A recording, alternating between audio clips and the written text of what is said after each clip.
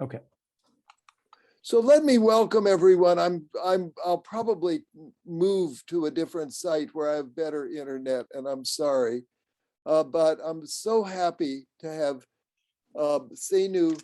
Thein-Lemelson join us today, along with her colleagues, whom she's brought, who are representatives of the members of the Burmese Democracy Movement and the Burmese community, and to share with us about their own experiences, their families' experiences. Seinenu was a part of the book that we discussed last week, and I thought it was better that she have a session to herself and that she introduce her colleagues and bring a group of people to tell us about what's happening, and also give us, in a way, describe to us what the situation is currently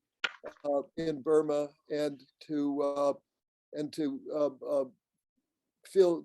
give us a bit of the background. Seinenu is a lecturer in the Department of Anthropology at UCLA. She has her PhD in developmental psychology from there.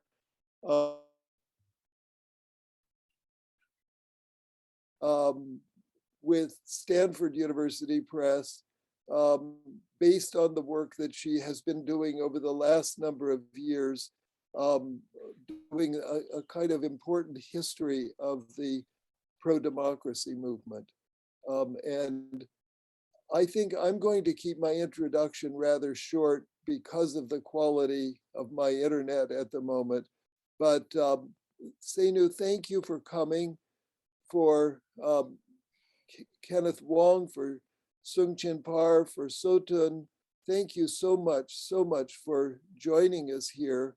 And we certainly look forward to hearing what you all have to say. I'll turn it over to you to introduce your colleagues in more detail.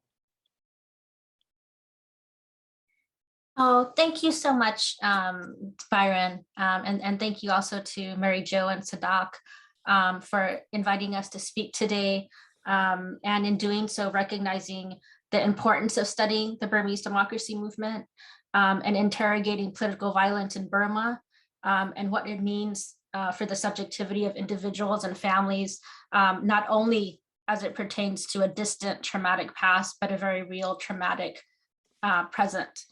I was actually remembering the other day that Mary Jo actually gave remarks for a presentation I delivered at the 2017 AAAs, which was actually an early iteration of this work. Earlier this year, Byron actually reviewed an early iteration of the ideas for my book manuscript. And so both of them really have been supportive of this project every step of the way. Supporting an academic project on the psychocultural qualities of the democracy movement and the subjectivities of its many actors is also giving voice to a community of former political prisoners and their families who were kept sometimes in literal silence for decades. Amongst our panelists today, we have the wife of a former political prisoner whose husband took part in a movement that took place in 1996 and 1988, a movement on which there is relative silence that we know very little about, because we normally only hear about the 1988 movement or the 2007 Saffron Revolution. For his participation in this movement, he was sentenced to 59 years in prison when he was just 22 years old. He served nearly 14 years in prison, was released in 2012. That's when he met our panelists and married her. And he's now once again a prisoner of conscience following the February 2021 coup. Others in the movement I've worked with over almost the past decade had spent 20 years in prison, some in solitary confinement for 10 years, 14 years, enduring what to us are truly the extremes of human experience. In prison, they were not allowed to read or write. They were often not allowed to talk to one another. often they were punished for referencing their own identities as Nainjin, or political prisoner, because according to the prison wardens and the military state of Burma, there were no political prisoners in Burma. So part of the silence was also a deep ontological denial, an attempt at complete erasure of the historical existence of the political prisoner. This symposium is an endeavor to both identify and interrogate forms of silences that have existed in relation to the democracy movement, and in doing so to disrupt them. Recognizing what has been suppressed or left unarticulated is particularly challenging for this community because its members have consciously sought to disrupt silence with their art, oratory, writing, and political activism. Yet there are other silences significant to the movement as a whole that spans diverse disciplines and spaces of discourse. And I believe we as academics, journalists, and international interventionists have sometimes contributed to some of these silences. For example, there is the silence of absence, evidenced by the surprising lack of scholarly work on the democracy movement over the past 30 years. There is the silence that manifests itself as diversion, when intense focus on certain figures in the movement eclipses the community in which they are situated. So we are happy today to talk about Daw Aung San Suu Kyi, but we also hope the conversation can focus on other aspects of and other actors in the movement, as well as other points of focus in terms of culpability. There is the ironic silence that is created by relying solely on a neoliberal human rights and humanitarian framework, which often tries to cast those who have suffered political atrocities only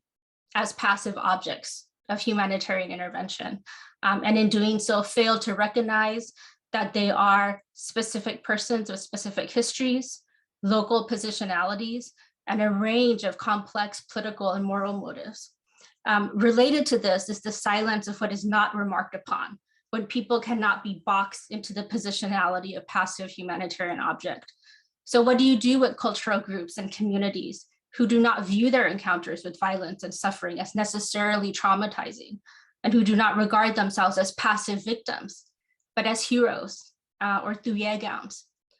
whose sacrifice on behalf of the movement and the nation state? How do we understand individuals who do not consider others who have not gone through the rites of passage of the prisons or have suffered the violence of the interrogation centers to be real or authentic, or to have moral legitimacy in the same ways that they and their comrades do? How do we understand individuals, or how do we interact with individuals who might be apt to consider the humanitarian aid worker or the UN representative as incomplete, as inauthentic, or even occasionally cowardly if they have not sacrificed their bodies in the same manner? This presents a profound challenge to both the human rights community and to humanitarian psychiatry, because it overturns power relations that we have grown accustomed to in terms of who is viewed in these situations as the ethical and moral actor. At least during the period of my fieldwork, which took place between 2013 and went up right until the coup in 2021, I do not feel that we met the challenges posed by this community, who had suffered tremendous violence and persecution over the last 3 decades. I do not believe that we succeeded in protecting them. This failure meant that actors in the democracy movement were often not considered to be vulnerable. Their precarity was unremarked upon, and their bodily, economic, and human vulnerabilities were often left unacknowledged by journalists and academics alike. Indeed, their bodies were often considered not grievable in the same manner as other bodies who suffer from violence, persecution, or rape. Then there is the silence, of course, that's produced by relying on what I consider to be tired images of the Oriental other. These representations have vacillated between portraying democracy activists as either noble or savage, as either perpetrator or victim, cruel, tyrannical, violent Oriental despots, or as passive, nonviolent Buddhists. Indeed, the democracy movement is often portrayed in both scholarly and journalistic accounts as only being Burma or Burmese and Buddhist. This does not bear out in my ethnography. The movement itself is both ethnically and religiously diverse, as we will discuss later. Missing in all of this was an attention to and even celebration of the depth of their personhood and an understanding of them, to quote Byron, as vulnerable, failing, and aspiring human beings. So I'm most honored to present my two panelists today from the Burmese Democracy Movement. The first is Htun, who was in his final year as an electrical engineering program at the Yangon Institute of Technology when he became involved in the 1996 student democracy movement. He was subsequently arrested and spent 7 years in prison between 1997 and 2004. After his release from prison, he became one of the co-founders and members of the 88 Generation Peace and Open Society. Along with the 88 Generation, he organized and participated in the first demonstration that eventually culminated in the 2007 Saffron Revolution. For this, he was in hiding from 2007 to 2012 to evade arrest from the military government. And even though they never caught him, he was sentenced to 65 years in prison while in absentia. After he came out of hiding, he continued as an executive member of the 88 Generation and also participated in the National Network for Education Reform, or NNER, as well as the Federal Democratic Force, and was one of the founders of Yang News, iSchool Myanmar, and the Healthcare Center for Political Prisoners in Yangon. The second panelist is Da Soong-Chin Pa, who is currently a graduate student in Sustainable International Development at Brandeis University. Before that, she was a consultant for the Indigenous People Partnership. She has worked in different capacities for a number of local and international organizations, including the EU CSO Partnership, as a policy officer for Namati, which is a legal advocacy group that focuses on land rights. She was a trainer for the Danish Institute for Democracy and Parties, a data analyst for Search for Common Ground, a project officer at the International Institute for Democracy, an electoral assistant, and she was also a researcher for Oxfam Myanmar. And we also have translating for us today, Kenneth Wong, who is a Burmese Burmese language instructor and lecturer in the Department of South and Southeast Asian Studies at UC Berkeley. Kenneth is also a prolific author, blogger, translator, and graphic artist. He's contributed to a number of publications, such as the Irrawaddy, the Myanmar Times, and the San Francisco Chronicle. So that I'll begin the panel. I will actually, we'll do a question and answer format. And then afterwards, we can do sort of a broader discussion. And our panelists will be requiring Kenneth to translate, but they've also, I've given them the Burmese translations of the questions ahead of time, so we won't be translating the questions themselves so as to save time. So the first question is for Soong-Chin Pa. The first question is, how did the recent coup impact the everyday life of you and your family, and what forms of silence have newly emerged or re-emerged since then within the society? ထမအဆုံးအနေနဲ့တော့ဒီနေရာမှာပါဝင်ခွင့်ပေးတဲ့အတွက်ကြောင့်မလို့ကျေးဇူးတင်ပါတယ်လို့ပြောချင်ပါတယ်ဒီနေရာမှာပါပြီးတော့ဒီတကယ်ခံစားနေရတဲ့လူတွေကိုစားပေါ့နော်ပြောခွင့်ရတဲ့အတွက်ကြောင့်ကျေးဇူးတင်တဲ့အကြောင်းအရင်ပြောပြစေ Thank you very much for allowing me to be part of this event so that I can represent the people who cannot be here and talk about their plight as well. ဆိုတော့ဒီဖေဖော်ဝါရီလ1ရက်နေ့မှာဒီမနက်အစောကြီးမှာအာဏာသိမ်းလိုက်ပြီဆိုတဲ့အကြောင်းကိုကြားတော့ကျမတို့တော်တော်လေးအံ့ဩသွားတယ်ပေါ့နော်ကျမရဲ့ခင်ပွန်းရဲ့ပြီးတော့ဒီကျမတို့ဘာလို့မှလည်းမသိဘူးဆိုတဲ့ခန်းစားချက်တွေဖြစ်တယ်ပြီးတော့ကျမတို့မိတ်ဆွေတွေနဲ့ဖုန်းပြောတယ်ဒီမြို့ကိုလည်းပတ်ပြီးတော့ကြည့်တယ်ပေါ့နော်လူတွေရဲ့အခြေအနေလူတွေဘလို့တုံ့ပြန်ကြမလဲဆိုတဲ့ဟာတွေကိုကျမတို့ကြည့်တယ်သိကြပြီလားဆိုတဲ့ဟာပေါ့နော်အဲ့ဒါမျိုးတွေကျမတို့ပတ်ကြည့်တယ်ညနေပိုင်းမှာတော့ဒီကျမအမျိုးသားကသူ့ရဲ့ဒီတမိုင်းမှာလည်းလှုပ်ရှားခဲ့ဘူးတဲ့ဟာရှိနေတဲ့အတွက်ကြောင့်မလို့ဒီဘယ်လိုပြောမလဲကြိုတင်ပြီးတော့ရှော ရှောင်တဲ့သဘောနဲ့ပေါ့နော်ညနေပိုင်းမှာတော့တခြားနေရာကိုသွားဖို့သူကဆုံးဖြတ်ပါတယ်အိမ်မှာမနေတော့ဘဲနဲ့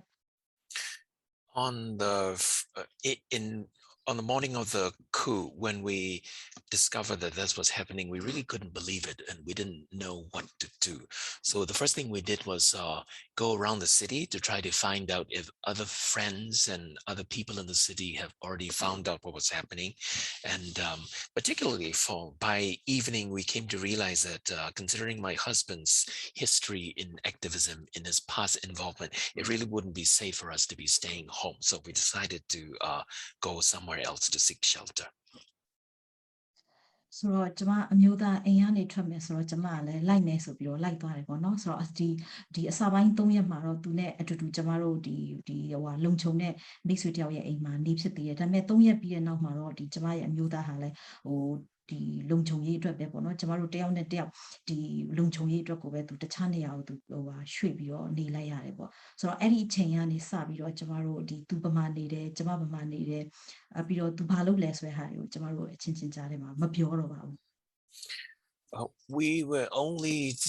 able to seek shelter at a trusted friend's place for about 3 days. But after that, we considered the fact that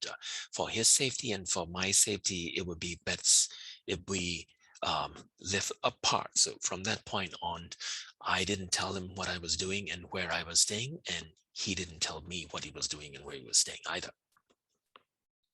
ဆိုတော့အဲ့ဒီဟာကတော့ဒီကျမတို့2ယောက်တည်းမဟုတ်ပေါ့နော်ဒီမြန်မာနိုင်ငံမှာရှိတဲ့ဒီအခုလက်ရှိလူတိုင်းပေါ့ဒီတော်လိုင်းကာလမှာအဲ့ဒါကတော့ဒီတယောက်နဲ့တယောက်ဘယ်မှာရှိနေလဲဘယ်မှာရောက်နေလဲဘာလုပ်နေလဲဆိုတဲ့ဟာတွေကိုကျမတို့ဒီပွန့်ပွန့်လင်းလင်းပြောလို့မရတော့ပေါ့နော်အရင်လိုမျိုး openly ပြောလို့မရတော့ဘာဖြစ်လို့လဲဆိုတော့အဓိကကတော့ဒီကိုယ့်ရဲ့လုံခြုံရေးအတွက်တည်းမကဘူးတိတဲ့လူအနေနဲ့လည်းတိသွားလို့ရှိရင်ဒီတကယ်လို့ပေါ့နော်ဒီဖန်ခံရလို့ဒီစစ်ဆေးမပြန်ခံရတယ်ဆိုလို့ရှိရင်တိတဲ့အရာကြတော့ထုတ်ပြောရတာမျိုးတွေဒီအရန်တွားပြီးခံလာရလို့ရှင်ရှိတတ်တဲ့ခါကြတော့ဒီမတိတာအကောင်းဆုံးပဲဆိုပြီးအဲ့အချိန်ကစပြီးကျမတို့မတိကြတော့ပါဘူး So this is not something that happened just between the two of us, just in my family, because it is happening to almost all the activist community, because it's best not to know what the other people are doing and where they are, because if they know, in case they get arrested and if they are submitted to torture, they might end up revealing these things. So from this point on, the idea of not knowing, not being able to honestly talk about where you are and what you're doing become part of the pattern. ဒီပထမအဆုံးကျမတို့ရဲ့ဒီအာနာသိန်းတာကိုလက်မခံဘူးဆိုတဲ့ဟာကိုကျမတို့ပထမအဆုံးပြကြတာတော့ဒီအားလုံးလည်းသိတဲ့အတိုင်းပဲဒီ social media ရဲ့အကူအညီနဲ့ကျမတို့ဒီ profile တွေပေါ့နော်အနေအောင် profile တွေ change ကြတယ်နောက်တစ်ရက်မှာတော့ကျမတို့ပို့ပြီးတော့ဒီကျမတို့ဖော်ထုတ်ဒီကျမတို့အတန်ကိုဒီအိုးတွေဘုံတွေပေါ့နော်အိုးတွေပကံတွေတီးချင်အဖြစ်ကျမတို့ဒီပထမအဆုံးကျမတို့ရဲ့ဒီ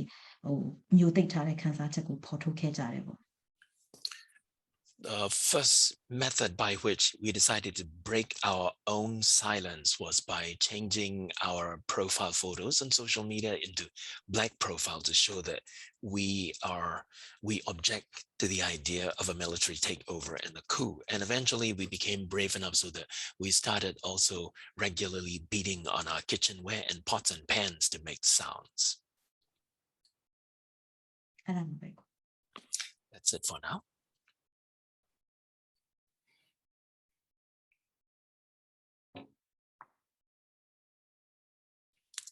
Dr. Seinenu, you're on mute. Thank you so much, Masum Champa. She actually, I asked her if she wanted to be called Da, which is for slightly older women, but is very much an honorific, or Ma. And I had forgotten during the introduction that she had told me last night she wanted to be called Mut, so that she's referenced as younger. So I'll remember to call her Mut Sum Champa instead of Da Sum Champa going forward. My next question is for Htun. For you, I really like you to describe some of the silences inside the prisons. So how exactly did the military state attempt to erase the historical memory and even the existence of the political prisoner or the Nainjin? And how did this attempt to erase essentially who you are impact your own subjectivity? So your emotions, your identity, your sense of self. Okay. Aron Kulu, Rizzo Sagabio Guayare, Miayu, Wanda Go, you me about it, Alon Jedu Demare. The canal Pimiao season Jare, Oguri, Alone, General, Jedu Demare, Mausa, Georgian Maracana, we are at 1 hour. Thank you very much for allowing me to testify and talk about my experience before all of you. And I'm so glad to meet you all. And I also like to express my gratitude to the organizers. General, the idea, the say Anashin accessible, no? Anna, Dami Grega, General, the through Dolan Sanjime to the Daniel, they say now, through Yen Whoopie Bianio, Israel, Democrat go. Through it, I made Anna kind of tie on the Seattle. Julia Star, Kaina Loso there, but why man Leon, thou shalt locate Yabio, down, they on locate Yabia, they met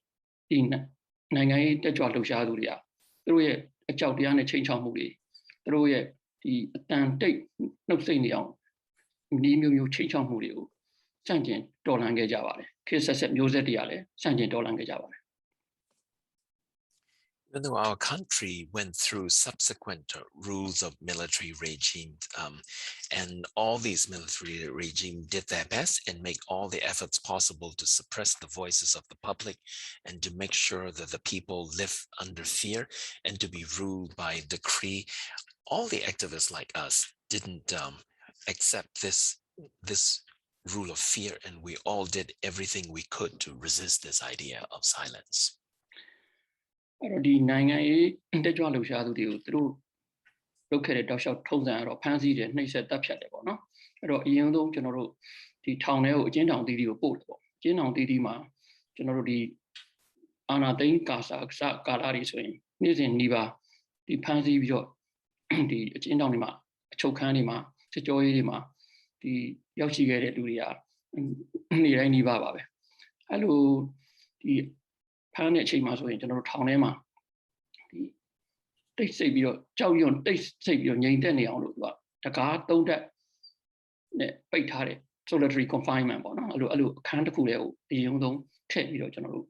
The change out there, time at general, the General, the Gari Pala, Baita, Nine in a Pala, Rhine, Kara, General, Chinia. The Gama Pioya in Oma, the Nayani Bobio. The Choda did the out, Yaulavi swing, Tonda did the out, Yaulavi swing, Nayan Bobio, the Udo, Koane, Atane, Nutrium Sabio, big no? Especially right after the coup, as naturally tends to happen, activists will be rounded up and droves of us would be arrested, and some of us would be tortured, and obviously some also killed. Usually when almost every day when we are arrested and we sent to prison, we usually end up in solitary confinement that is that has about literally three layers of doors that is locking us, so we stay behind those layers of doors. But with that treatment, we still wouldn't allow them to make us silent. So one of the way in which we counter that is whenever a newcomer arrive and we realize that newcomer is arriving in the prison, we will beat the walls and we will wrap the walls to make sure that we are acknowledging the new arriver and want to give them encouragement in this form. And then morning, General, Tiago, Tayas Gabio, Rago, Abibu, Shinine and Nilan in it, General Juza Jare, General Chinia. I don't, when I'm morning, two the Gabio Gamia, so we met when I'm morning, General Pina Machia, Candia, Tanja Vida Luia. Morning, so that you don't know said it, JJ, or we got morning view, morning, yeah, so that Dan in a General Abio, General Pina, the account. They out that I do, among no, Abe Jare, I do basic move, show Queen video, General, the Jane, Uzi Anavania, Sagama Bio, the Chims we are, the Tamatoy out, your time, General Yao, the basic move, show Queen be changing Abe Jare. I do it, Sadia, the Sadia, you through Sada Pankara Chima Pissy, Tonja, Gaza Chima Pissy, Sada, Chudere Chima, Tona, Dugamia Chima, General 2 years. 有關食品將係一個阿比亞咧ဖြစ်時用，ကျွန်တော်တို့စား到啲咧唔一樣煲嘅ကြ嚟ပေါ့နော်。every morning, we figure out different ways to make sure that we can communicate to the newcomer that we're here for them and we want to encourage them. So even though prison wardens and officials have told us not to make a sound and we're not supposed to speak and we're not supposed to even sing, every morning we always say good morning,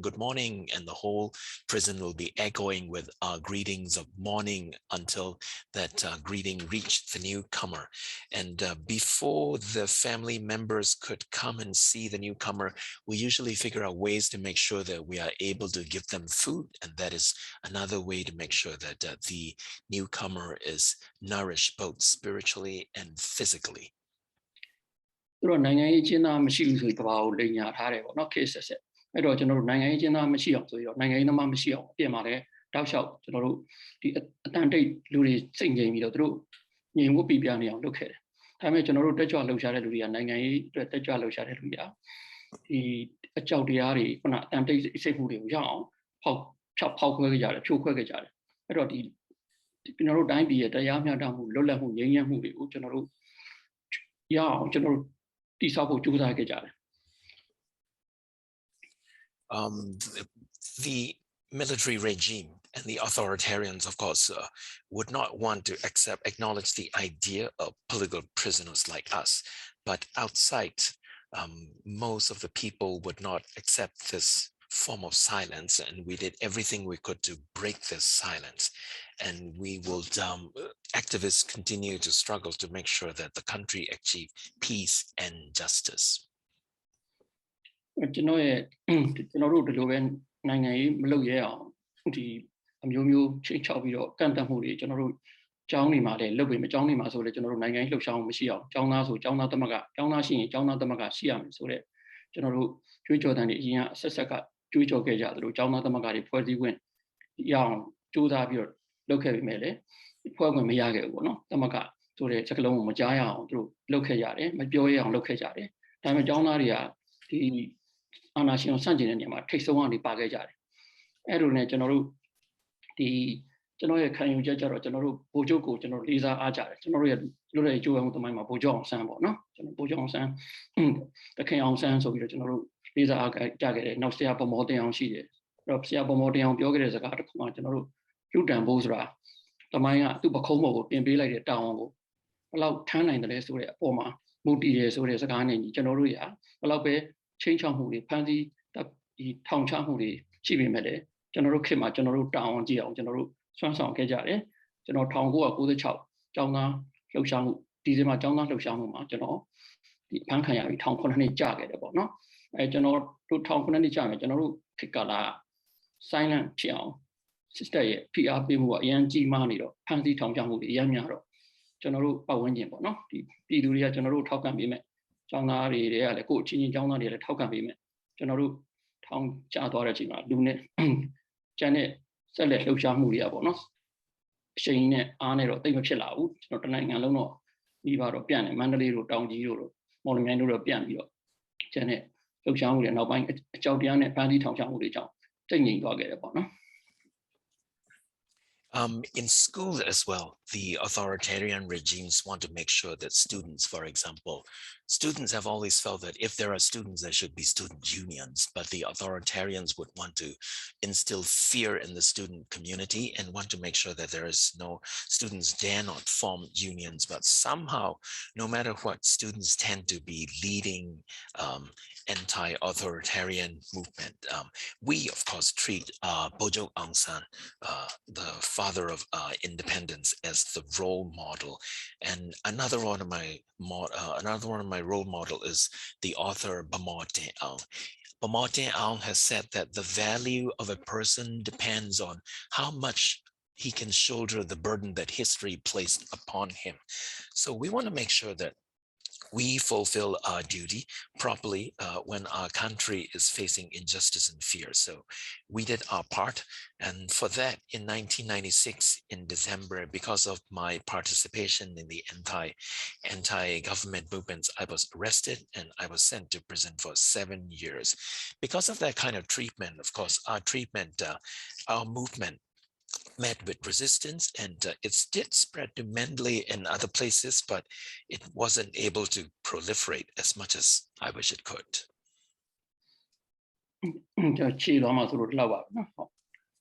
For now, let me stop here. Thank you so much, Htun. My next question is for Masung Chimpa. So my experience working with your community is that former political prisoners in Burma, as well as their families, typically live out precarious existences. Yet I have found that there's a relative silence both in Burma and in the United States about this precarity, particularly their economic vulnerability. Can you describe some of your husband's struggles when he was first released from prison and the type of support you provided him? And if you could also sort of explain why you think there's a relative silence about the economic hardships and vulnerability of former political prisoners in Burma. Oh, ဟိုပါတော့ဒီသူကကျမရဲ့အမျိုးသားကဒီသူတကယ်ပညာသင်ရမယ်အရွယ်ပြီးတော့ဒီအလုတ်ကင်အတွက်ဒီအခြေချရမယ်အခြေတည်ရမယ်အရွယ်မှာဒီတစ်ခုလုံးကထောင်ထဲမှာဖြစ်တယ်ပေါ့နော်22နှစ်ကနေပြီးတော့ဒီ36နှစ်ဆိုတော့ပြီးတော့အဲ့ဒီအဲ့လိုဖြစ်တဲ့ခါကျတော့ပြန်ထွက်လာတဲ့ခါမှာသူ့ရဲ့အသက်အရွယ်ကဒီပြောရမယ်ဆိုရင်တည်ငြိမ်ရမယ့်အရွယ်ကိုရောက်သွားပြီပေါ့နော်တည်ငြိမ်ရမယ့်အရွယ်အလုတ်ကင်ကိုချက်ချင်းလောက်ရတော့မယ့်အရွယ်ကိုရောက်သွားပြီအဲ့ဒီချိန်မှာသူ့မှာဘာပညာရေးမှလည်းမရှိတဲ့အနေထားမှာတွေ့ခဲ့ရတယ်ပေါ့နော်ဆိုတော့ပထမဦးဆုံးသူလောက်တာတော့ကံကောင်းချင်တော့ဒီသူတို့နားလေတဲ့ဒီ88ဒီကျောင်းသားဒီတက်ကြွလှုပ်ရှားသူတယောက်လည်းဖြစ်ခဲ့တဲ့ဒီအမတယောက်ကနေပြီးတော့သူ့အလုပ်ပေးထားတဲ့အတွက်ကြောင့်မလို့ဒါသူ့ရဲ့ပထမဦးဆုံးအလုပ်ဖြစ်လာခဲ့ပါတယ် My husband was in prison from age 22 to 26, the prime of his life when he was supposed to be receiving an education and running a business. So obviously when he was released, he was in no position to be, as he should, he was in no position to be having a stable life. Fortunately, we encounter a activist woman from the same community who is sympathetic to our plight. So she gave him a job, and that became his first job. So tu wa di ထောင်မကြခင်တော့ဒီphysics ပေါ့နော် physics နဲ့ပညာသင်နေတဲ့ကျောင်းသားဖြစ်တယ်ပြန်ထွက်လာတဲ့ခါမှာဒီသူ့ရဲ့ physics ဘာသာရပ်ကိုသူအချိန်ပေးပြီးတော့ပြန်ပြီးမတက်နိုင်တော့တဲ့အတွက်ကြောင့်မလို့သူ့မှာဒီပညာရေးကိုမဆက်နိုင်တော့ဘွဲမရတော့ဘူးပေါ့နော်အဲ့ဒါတခုတည်းမဟုတ်ဘူးဒီသူ့ကိုသူပေါ့ပညာရေးကိုပြန်ပြီး invest လုပ်ဖို့အတွက်လဲသူ့မှာဒီဟိုနေမဖြစ်နိုင်တော့အဲ့ဒါကိုကျွန်မပထမဦးဆုံးအနေနဲ့ဒီသူပြန်ပြီးတော့ပညာရေးသူ့ရဲ့ပညာရေးကိုပြန်ပြီးတော့ဒီလှုပ်ချင်စိတ်ရှိလာအောင်အားပေးတဲ့ဟာမျိုးတွေနဲ့အရင်ဆုံး Before he went to prison, he was a physics major. But after he came out of the prison, he couldn't really find himself to be in a position where he could invest again in his education again. So my first job was to encourage him and inspire him to get back to his education. အဲ့လိုမျိုးတဖြည်းဖြည်းနဲ့ဒီသူပြန်ပြီးတော့သူစာတွေဖတ်တယ်ဒီသင်တန်းလေးတွေပြန်ပြီးတော့တက်လာတယ်ပေါ့နော်လိုအပ်တဲ့ဟာလေးပြီးသူစိတ်ဝင်စားတဲ့ပညာရက်လေးတွေပြန်ပြီးတော့စာဖတ်ရင်းနဲ့ဒီလေ့လာတဲ့သင်တန်းတွေတက်တယ်ဒါမျိုးလေးတွေလှုပ်လာပြီးတဲ့နောက်မှာတော့ဒီပထမအဆုံးသူ့ရဲ့ဒီဟာပေါ့ start လုပ်ငန်းအသစ်လေးတစ်ခုကိုသူစလုပ်ကြည့်ပါတယ်ကိုပိုင်လုပ်ငန်းလေးတစ်ခုခီးသွားလုပ်ငန်းလေးတစ်ခုပေါ့အဲ့ဒါကိုသူစလုပ်ခဲ့တာဒီဒုတိယအချိန်ပြန်ဖမ်းခံရတဲ့အချိန်ထိအဲ့ဒီအလုပ်ကိုလုပ်နေခဲ့ပါတယ်3နှစ်ပေါ့နော်3နှစ်အထိဒီခီးသွားလုပ်ငန်းလေးကိုသူလုပ်လာခဲ့ပါတယ် Slowly he started reading again, and he started taking seminars and training sessions, and he started reading up on things that interest him. So eventually he ended up launching a little travel agency, and that was the job that he was doing for about 3 years, up to the point where he was arrested once again. ဆိုတော့အခုကတော့ဒီသူ့ရဲ့လုပ်ငန်းလည်းပြန်ပြီးတော့ရပ်သွားပြီပေါ့နော်ဆိုတော့ဒါကဒီပြောရရင်ကျမတို့2ယောက်ထဲမှာဖြစ်တာမဟုတ်ဘူးသူ့ထက်ပိုပြီးတော့ဒီစီးပွားရေးအခက်ခဲဒီပညာရေးမှာပြန်ပြီး focus မလုပ်နိုင်တဲ့အခက်အလုပ်ကိုင်တင့်တော်တဲ့အလုပ်ကိုင်ကောင်းမတွေ့နိုင်တဲ့အခက်ခဲတွေကြုံရတဲ့လူတွေဒီသူ့ရဲ့ဒီနီးစပ်တဲ့ ရဲဘော်ရဲဖက်တွေထဲမှာအများကြီးရှိပါတယ်ဒီသူတို့တွေကိုယ်တိုင်လည်းအခုလည်းဒီဆက်ပြီးတော့ဒီ2021တော်လှန်ရေးမှာလည်းဆက်ပြီးပါဝင်နေကြပါတယ် This is not an isolated experience that pertains to my husband only. This is a common experience among many of his comrades, many of the other people who were in the activist community, and some people were far worse off. So, but still, these people are still participating in the 2021 anti-coup movement. That's it for now. Thank you so much, Masu Shimpa, for sharing that. And many former political prisoners also in Burma face homelessness. There's usually a very real and very grinding poverty that they and their families experience, even if they're students in the university before they're arrested. There's laws that prevent them from going back to university and laws that prevent their children typically from attaining an education. So it becomes sort of this intergenerational poverty and an inability to access higher education, access healthcare. So a range of issues. So thank you for sharing that. So the next question is actually for both Htun and Masun Shimpa. So I've particularly been interested in the silences that are created by this notion of sacrifice or anitna in Burma. And how it might, in certain instances with regard to your community, prevent people from moving away from violence and danger and seeking a better life through immigration, for example. Is there stigma attached to leaving the movement and leaving the country? And does this stigma cause political refugees from Burma to remain silent once they arrive abroad? And does that in turn make the diaspora community weaker, in your opinion? This anashin assessaka, general di nangai tajwa lo sha du riku. Through sanjin tolan mu malo ye aung bono, pidu riku le chow lan ni aung. Di dani tay ni aung through kisses the pinning muri musum look at it. Look at it, panty town chagere, jane only them, general nyai di town changage jare, alue, town javene, tabi lumia de luriale, through ni chong di remam di name pipa toya, she about not the tiny zadu, not the saya, that dear nang you, through St. Peter nang you, why are we chi cha cha, she. I don't know. Of course, in the history of the subsequent military regimes that try to instill fear in the population, there are some activists who ended up in prison, but there are some, because they are still free, they ended up in the Thai-Burma border to seek shelter somewhere else in a third country. That's why go nang song quite that nang that's I anti through St. Peter nang anti you out there chimale through the boa yadi mood the young arashi. A young kid or general Kulu media, the online media, Sasamua, allow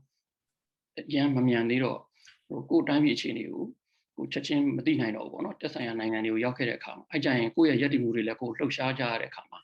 The Nanga ilo shamuaro, the Chuan, long set is loaded with sheet or the Chuja like boy and take Shida Shiva. Once you get to a new country, of course, there is a problem of struggling to make a living. And also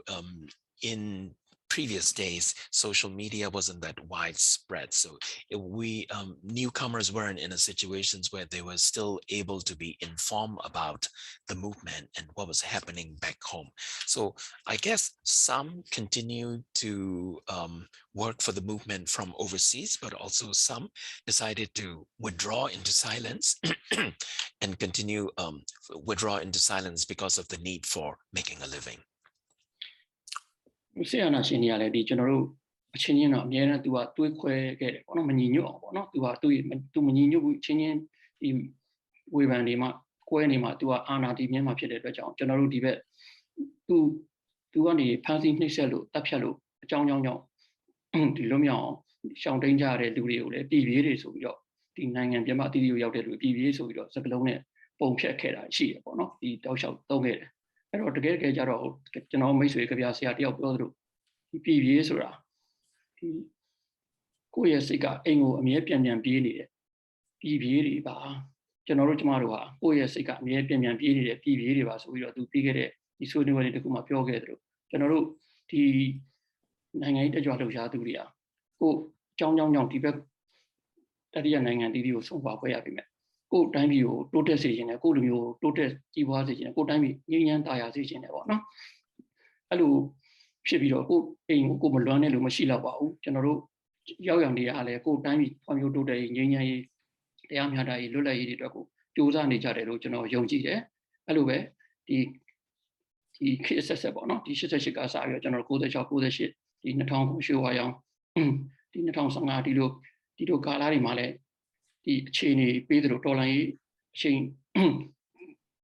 မြင့်တယ်လို့ကျွန်တော်တို့ဒီဘက်ကတိုင်းပြည်ပြင်ပရောက်တဲ့လူတွေလည်းတာဝန်ကျေခဲ့ကြတာကျွန်တော်တို့တွေ့ရပါတယ်အဲ့ဒီအတွက်လည်းကျွန်တော်ဒေသခုယူပါတယ် The military regime often also try to use the method of divide and conquer. So one of the methods that they use is to use the derogatory term, the one who run away, to describe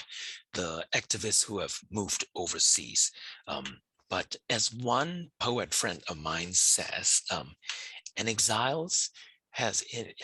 the spirit of an exile is always longing to go back home. So whenever we, even though we may have fled to an overseas, to a foreign country, whenever, if we were given the chance, we will still continue to work for the peace and justice of our own fellow countrymen and our people. So just like that, the people who were involved in 88, 96, 98, 2007 Saffron Revolution, 2015 movement, all of us, even though we are overseas, I believe most of us have been able to fulfill our duty, and I'm very proud of my overseas brothers and sisters. အခုဒီ2021ဒီဆီအာနာသိန်းတဲ့အချိန်မှာတော့ကျွန်တော်တို့ဟာဒီ online ရဲ့အားသာချက်နဲ့ကျွန်တော်တို့ကတပေါင်းတစ်စီးတည်းဖြစ်သွားတယ်ဒီပြည်ပရောက်မြန်မာအသီးသီးကိုနိုင်ငံမြန်မာအသီးသီးတွေမှာကပဲနဲ့ကျွန်တော်တို့ဒီလူငယ်မျိုးဆက်တွေပေါ့နော် generation Z တွေကပြည်တွင်းထဲမှာလည်းအခုစုစည်းပြီးတော့ဒီပိတ်စိမှုတန်တိတ်အာနာသိမ့်ပြီးအမြဲတမ်းလုံနေကြနှိမ့်ဆက်ဖန်ဆီးတပ်ဖြတ်မှုတွေကိုလုံးဝငြိမ်းခံနေပဲနဲ့စန့်ကျင်တော်လှန်ပြီးတော့အတန်ကျဲနဲ့ပေါ့နော်လက်ချင်းတွဲပြီးတော့လုပ်ခဲ့ကြတာနိုင်ငံတကာမှာရှိတဲ့ generation Z လူငယ်မျိုးဆက်အသီးသီးကိုပါအကုန်လုံးပြည်သူတွေနဲ့ပါပေါင်းစည်းပြီးတော့အတန်အကျယ်ဆုံးကျွန်တော်တို့ဒီဖြိုခွင်းနိုင်ခဲ့ကြတယ်ပေါ့နော်ဒီအတန်တိတ်ဆိတ်မှုတို့ရဲ့အတ္တမဒီအာနာသိမ့်မှုကြမ်းဖက်မှုတွေကိုကျွန်တော်တို့ကျယ်လောင်စွာနဲ့ထုတ်ဖော်နိုင်ခဲ့ကြတယ်ခုထိလည်းကျွန်တော်တို့ပြည်သူတွေကပို့ပြီးတော့ထိရောက်နဲ့တက်ကြွကြွနဲ့ဒီပနိုင်ငံမှာတည်တည်ရှိနေတဲ့ပြည်သူတွေကဝိုင်းပြီးတော့ကူညီနေကြပါတယ် In the 2021 coup and after that period, because of the strength of online social media, people in the movement were able to unite together, and particularly the younger generation, Generation C, was very good at forming an anti-military takeover movement, and the Generation Z-led movement is the most vociferous and the loudest possible movement to counter and expose the atrocities of the military regime. Right, that's it. Thank you so much, Htun. So the same question for Matsung Chimpa. ထင်တာကတော့ဒီကိုစိုးထွန်းပြောသွားတာနဲ့တူပါတယ်အဓိကကတော့ဟိုပါပေါ့ဒီအကြောင်းနှစ်ချက်ရှိရလို့ထင်တယ်ပထမတစ်ချက်ကတော့ဒီ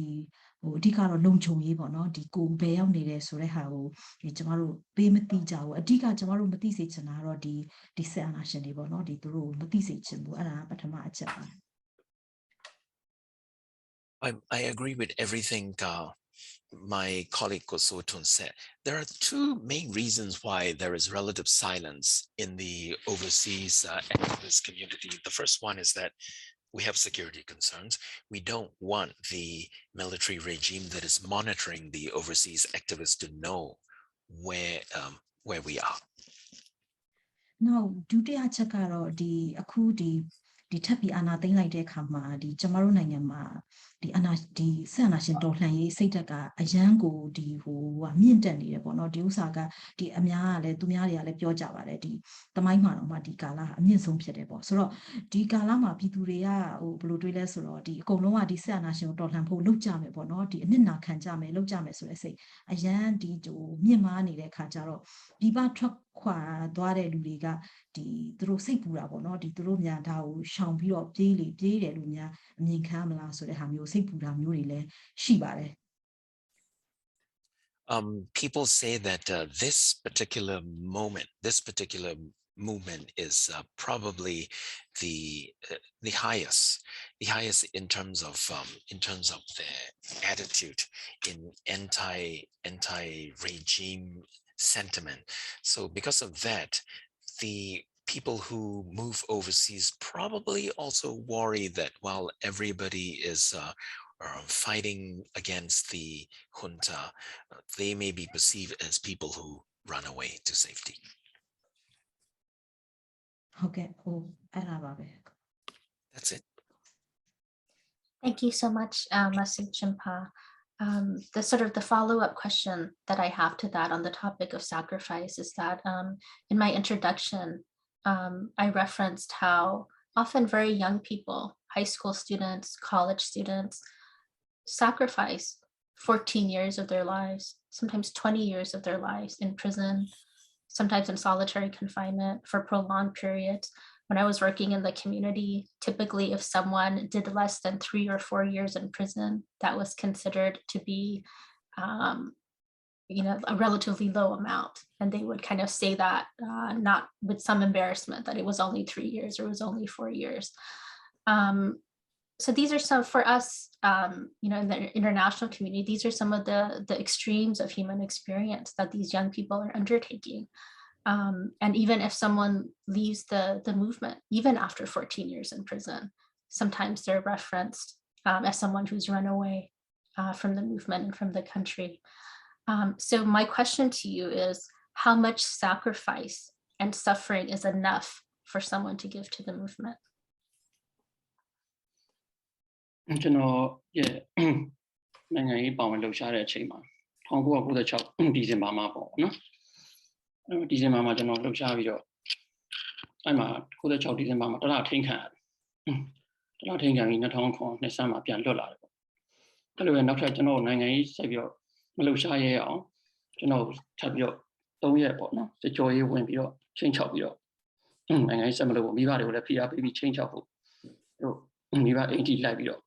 သူပြောခဲ့တာရှိတယ်ဒါပေမဲ့ကျွန်တော်တို့ခင်မှာကျွန်တော်တို့ဒီအာဏာရှင်တွေရဲ့အကြမ်းဖက်မှုဖိနှိပ်မှုမတရားမှုတွေကိုကျွန်တော်တို့အတန်ပိတ်စိမ့်နေလို့မရဘူး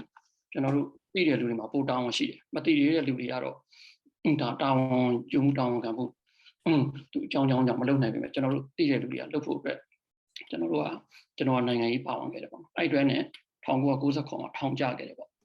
ထောင်ကျခဲ့ပြီးတော့ကျွန်တော်2004မှာ9နှစ်နီးပါးနေခဲ့ရတယ်ကျွန်တော်ခေါင်းဆောင်ဖြစ်တဲ့အတွက်ကျွန်တော်ထပ်ပြီးတော့ဖိနှိပ်တာဒီထောင်ထဲမှာ9နှစ်နီးပါးပေါ့နော်ကျန်တဲ့အမှုတွေအားလုံး9နှစ်လောက်နဲ့ပြန်လွှတ်လိုက်ပြီမဲ့အမှုတွေရှိအောင်မှာ9ယောက်က9နှစ်လောက်နေပြီးလွှတ်ပြီမဲ့ကျွန်တော်ပူဆောင်တဲ့လူဖြစ်လို့ဆိုပြီးတော့9နှစ်နီးပါးကျွန်တော်မျိုးစိတ်သက်စစ်စင်ရေးတွေစစ်ကြောရေးတွေနဲ့ကျွန်တော်လွတ်မလို့လုပ်လိုက်အင်တာဗျူးလိုက်နဲ့ထောင်ထဲမှာ psycho ပေါ့နော် psycho torture တွေပေးပြီးတော့ကျွန်တော်နောက်ဆုံးနှစ်ပြည့်မှာပဲလွှတ်လိုက်တယ်ပေါ့နော် In 1996 December, because of my involvement in anti-government movement, I was sent to detention. And when they finally released me, they wanted to make sure that I would not come back. I would not rejoin the movement. So they pressured my parents and they also threatened me in the interrogation center for a few days. But I feel like those of us who know the atrocities that are committed by the regime has a responsibility to speak out. So once again, I got involved. I wouldn't be pressed into silence. So in 1997 to 2004, I ended up in prison as well. There were a group of people who were arrested alongside me. So some of them were released earlier, but for me, because I was a leader, I was subjected to what they consider psychological psychological warfare. They'll interview me, they'll pretend like they were about to release me, and then they'll refuse to release me. So I ended up serving my full sentence, my full term. ကျွန်တော်ကျောင်းထောင်လွတ်လာတဲ့အချိန်မှာကျွန်တော်ကျောင်းပြန်တက်ခွင့်လျှောက်တယ်ပေါ့ကျွန်တော်နောက်ဆုံးနှစ်ဒီစမှုတက္ကသိုလ်တက်နေတဲ့အခါမှာပွဲရကဏီဖြစ်တဲ့အချိန်အတွက်ကိုကျွန်တော်တက်ခွင့်လျှောက်တယ်ဒါပေမဲ့ကျွန်တော်ကိုတက်ခွင့်မပေးဘူးပေါ့နော်ကျွန်တော်ပယ်လိုက်တယ်ဒါပေမဲ့ကျွန်တော်တို့ကဒီစီးပွားရေးလည်းမကောင်းဘူးပေါ့နော်အိမ်ရမယ်အိမ်မဲ့ရမယ်ဖြစ်နေတယ်ကျွန်တော်တို့ကိုယ်ပိုင်အိ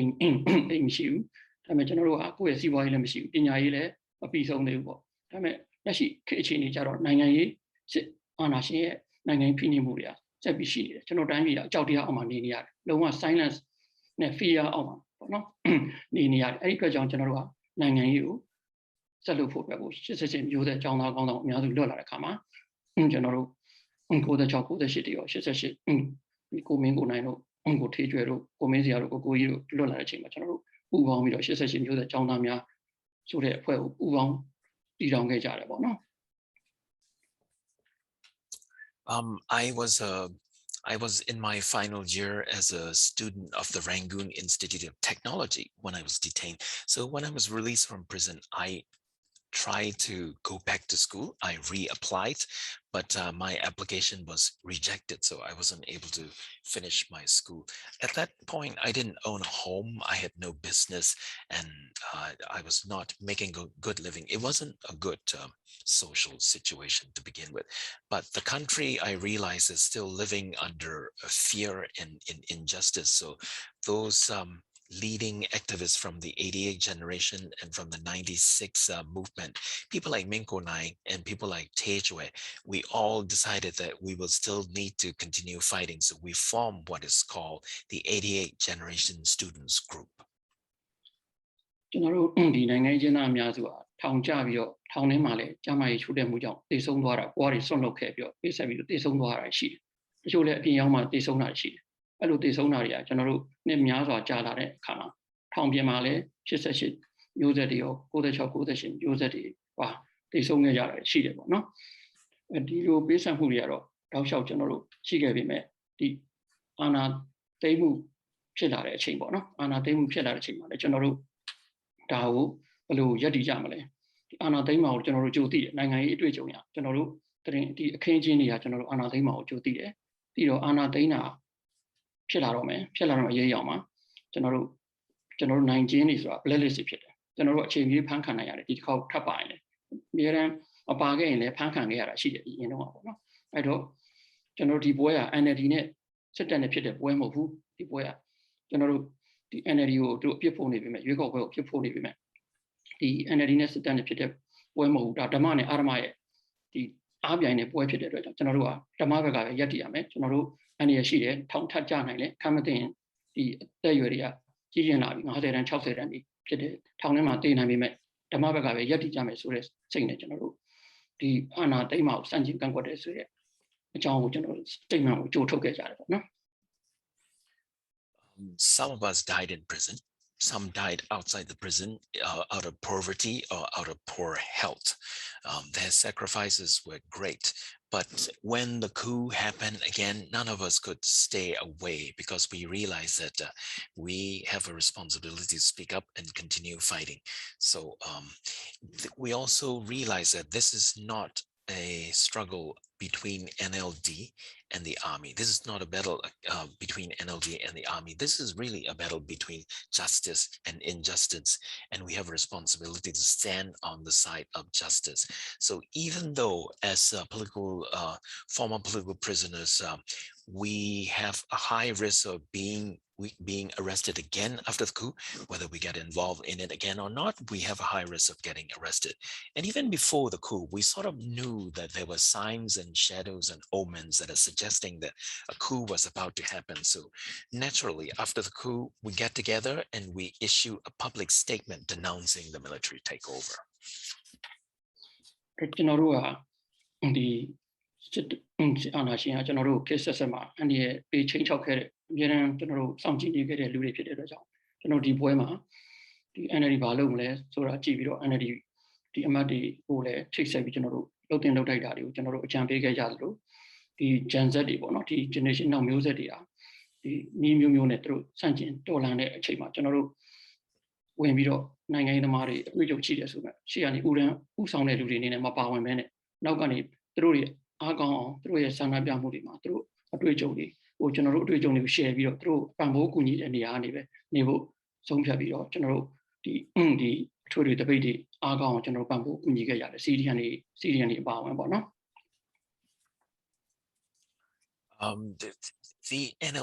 when the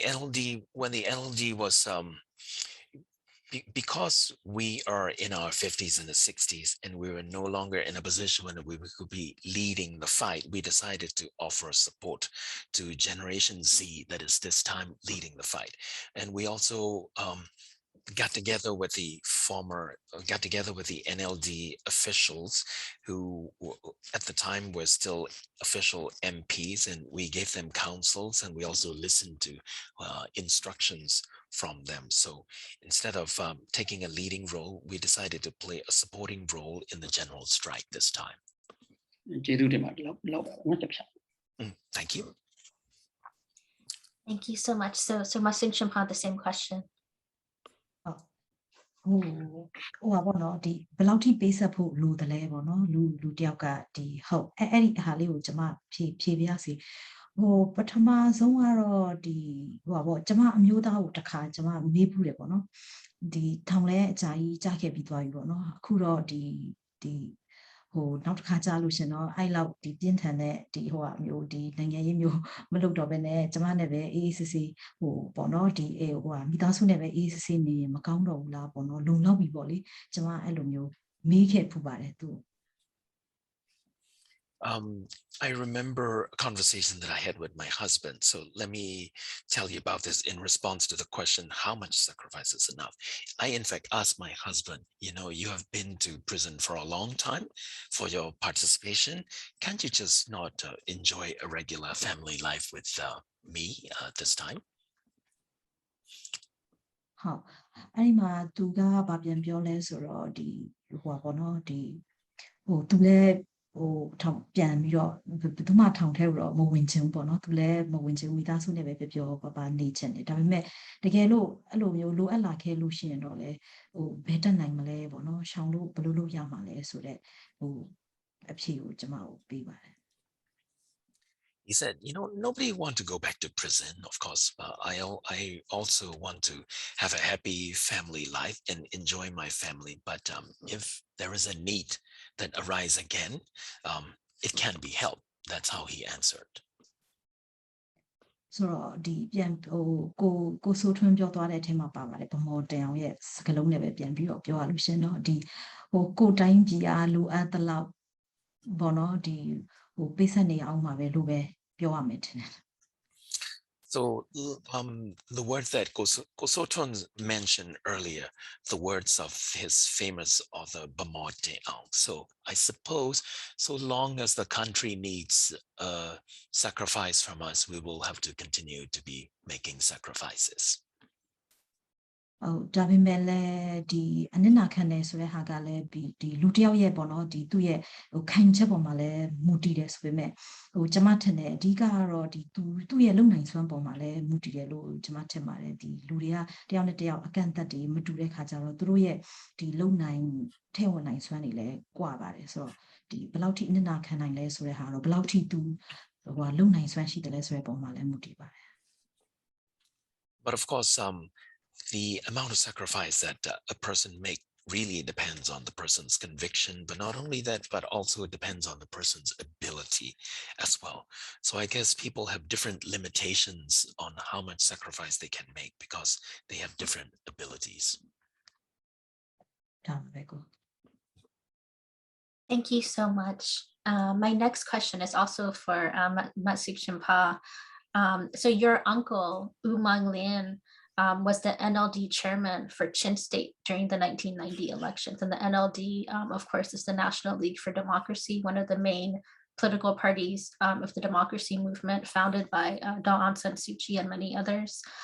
So I've observed that there is relative silence on the participation of ethnic minorities in the democracy movement and in the NLD. Both the movement and the NLD are often portrayed as being entirely ethnically Burmese and Buddhist. Moreover, a very consistent discourse put forth by the military state is that the democracy movement and ethnic minorities are in opposition to one another. Yet I've detected in my own work much overlap and historical cooperation, even before the formation of the National Unity Government and the 2021 coup. Can you describe your uncle's participation in the National League for Democracy and in the democracy movement, as well as his legacy? ဟိုပေါ့ကျမတို့ချင်းပြည်နယ်ကပြောရမယ်ဆိုလို့ရှိရင်တော့ဒီမြန်မာနိုင်ငံမှာဖွံ့ဖြိုးမှုအနှိမ့်ကျဆုံးပြည်နယ်ဖြစ်တယ်။တွားရေးလာရေးလည်းအရန်ခက်ခဲတယ်။ဆိုပညာတတ်တွေလည်းအရန်နှဲပါတယ်။ကျမဦးလေးနဲ့ကျမဦးလေးတွေဟာဆိုလို့ရှိရင်လည်းပထမဦးဆုံးပညာတတ်ဖြစ်လာကြတဲ့လူတွေထဲမှာပါပါတယ်။ If I have to talk about Chin State, it is supposedly, it is one of the least developed region in the country, and there are very few scholars and educated people. Fortunately, my uncle was one of them. ဆိုတော့ကျမတို့ချင်းပြည်နယ်မှာရှိတဲ့ကျမဦးလေးအပါအဝင်ပေါ့နော်ဟိုအများကြီးပါပဲဒီချင်းခေါင်းဆောင်တွေဟာဒီမိုကရေစီရေးတိုက်ပွဲမှာအမြဲတမ်းပဲပါဝင်ခဲ့ကြပါတယ်တက်ကြွပေါ့နော်အဲ့ဒီပြီးတဲ့နောက်မှာတော့တချို့ကဒီ88အရေးခင်းမှာလည်းအများကြီးပါဝင်ခဲ့ကြတယ်တချို့ကတခြားတိကျပါတီတွေထောင်ပြီးတော့ချင်းပါတီတွေထောင်ပြီးတော့သွားကြတယ်ကျမဦးလေးကတော့ဒီဘက်ဒီ NLD ပါတီကို join တဲ့အထက်မှာပါခဲ့တယ်ပေါ့ The Chin people, particularly Chin leaders, ethnic leaders, have actively participated in almost all of the movements, including the 88 movement. Some, of course, established independent ethnic parties. My uncle, on the other hand, joined the NLD party. ဆိုတော့ဒီ90နောက်ပိုင်းမှာဆိုလို့ရှိရင်ကျမရဲ့ဦးလေးဟာသူ့ရဲ့သူ့ရဲ့အလုပ်ကိုင်အဲ့တုန်းကသူကကျောင်းဆရာလည်းဖြစ်တယ်ဒီရှေ့နေလည်းဖြစ်တယ်ပေါ့နော်ဆိုတော့သူ့ရဲ့အလုပ်ကိုင်တွေသူဆက်လုပ်လို့မရအောင်အများကြီးအနှောက်အယှက်ပေးခံရတယ်သူ့ရဲ့အလုပ်ကိုင်တွေဆက်လုပ်လို့မရအောင်နိုင်ငံရေးသူ့ရဲ့ဒီ NLD ပါတီနဲ့သက်ဆိုင်တဲ့လုပ်ငန်းတာဝန်တွေလုပ်လို့မရအောင်လည်းသူအများကြီးအနှောက်အယှက်ပေးခံခဲ့ရတယ်အများပဲစောင့်ကြည့်ခံခဲ့ရတယ်ပြီးတော့ထောင်ထဲမှာလည်းဒီအဖမ်းဆီးလည်းခံခဲ့ရတယ်ပေါ့ After 1990, my uncle was actually a teacher and an attorney, but because of his political activities, the government made sure that he wasn't able to do his job properly, not his own professional work, but not just his professional work, but they disrupted also his duties at the NLD party, and they harassed him, and there is always a sense that he was being monitored. ဟိုထောင်လဲဒီအဖမ်းဆီးလဲခံခဲ့ရတယ်ထောင်ထဲမှာလည်းနေခဲ့ရတယ်နောက်ပိုင်းမှာဆက်ပြီးတော့နေလို့မရတော့တဲ့အတွက်ကြောင့်မလို့သူဟာဒီအိန္ဒိယနိုင်ငံကိုပြောင်းရွှေ့ခဲ့ရတယ်ပေါ့နော်အိန္ဒိယနိုင်ငံမှာတော့သူဆက်ပြီးတော့ဒီ NLD ပါတီရဲ့အလုပ်တွေကိုသူဆုံးသွားတဲ့အချိန်ထိသူလုပ်ခဲ့ပါတယ် He ended up in prison as well. He was detained, but after he was released, because he could no longer continue his work freely, he ended up relocating to India. But even in India, up until the point of his death, he continued to work for the democracy activism. Thank you so much. And I am aware of the time, Sadak. I'm gonna probably, how many more questions do you think we have time for? Byron, what do you think? Maybe another 5-10 minutes? No, I mean, I think it depends what you have, what questions you've already prepared, but I think we could go on for another as many as 15 minutes or 20 minutes maximum, and then we should certainly have some discussion. Okay, so the next question I'd like to ask, I think it's an issue that really needs to be highlighted, and it goes once again to Masung Chimpa. So what I'd like you to share with us today is the historical, but also the current violence and atrocities carried out in Chin State by the military, and also if you can share with us your opinion whether these forms, both of sexual violence and of massacres also constitute genocide on the part of the Burmese military, and why there's been a relative inattention and historical silence about these atrocities on the part of the international community.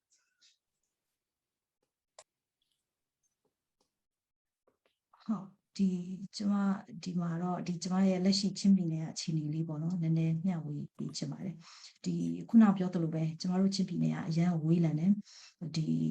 ဖွံ့ဖြိုးမှုအရန်နှိမ့်ကြတယ်ဒါပေမဲ့လည်းဒီမို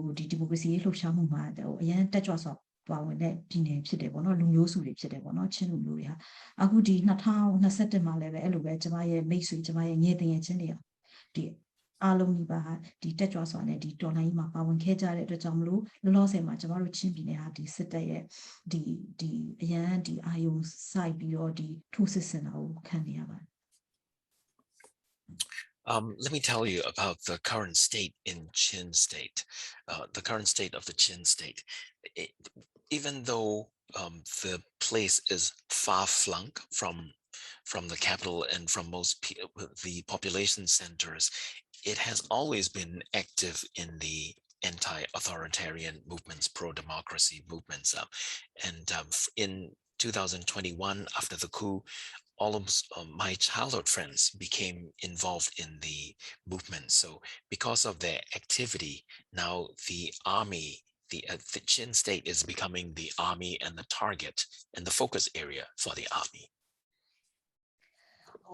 ဒီကျမရဲ့တငယ်ချင်းတယောက်ပေါ့နော်သူကကျမကြီးဝန်ထမ်းဖြစ်ခဲ့ပါတယ်ဒါပေမဲ့ဒီတော်လှန်ရေးမှာဆိုလို့ရှိရင်သူကဒီ CDM မှာပါဝင်ခဲ့တယ်ပေါ့နော် CDM မှာပါဝင်သူရဲ့ CDM မှာပါဝင်ပြီးတော့ဒီငင်းချမ်းစွာဆန္ဒပြရတဲ့နေရာတွေမှာတက်ကြွစွာပါဝင်ခဲ့တယ်ပြည်သူတွေကိုဒီကြားကာလဒီတော်လှန်ရေးကာလမှာဒီစေကူတာပြီးတဲ့အလုပ်တွေကိုတက်ကြွနဲ့လှုပ်ဆောင်ခဲ့တဲ့အတွက်ကြောင့်မလို့သူ့ကိုtarget ထားတာကိုခံခဲ့ရတယ်ပေါ့နော်တရက်မှာသူကျမကိုဖုန်းခေါ်ပါတယ်သူဖုန်းခေါ်တဲ့နေရာဘယ်နေရာလဲဆိုတော့တောထဲမှာပါဘာဖြစ်လို့လဲဆိုတော့သူ့ကိုလိုက်ပြီးတော့တနက်နဲ့ပြင်းနေတဲ့အတွက်ကြောင့်မလို့သူကတောထဲမှာတညလုံးပုံအောင်နေခဲ့ရပါတယ် One of my childhood friends, for example, was an health professional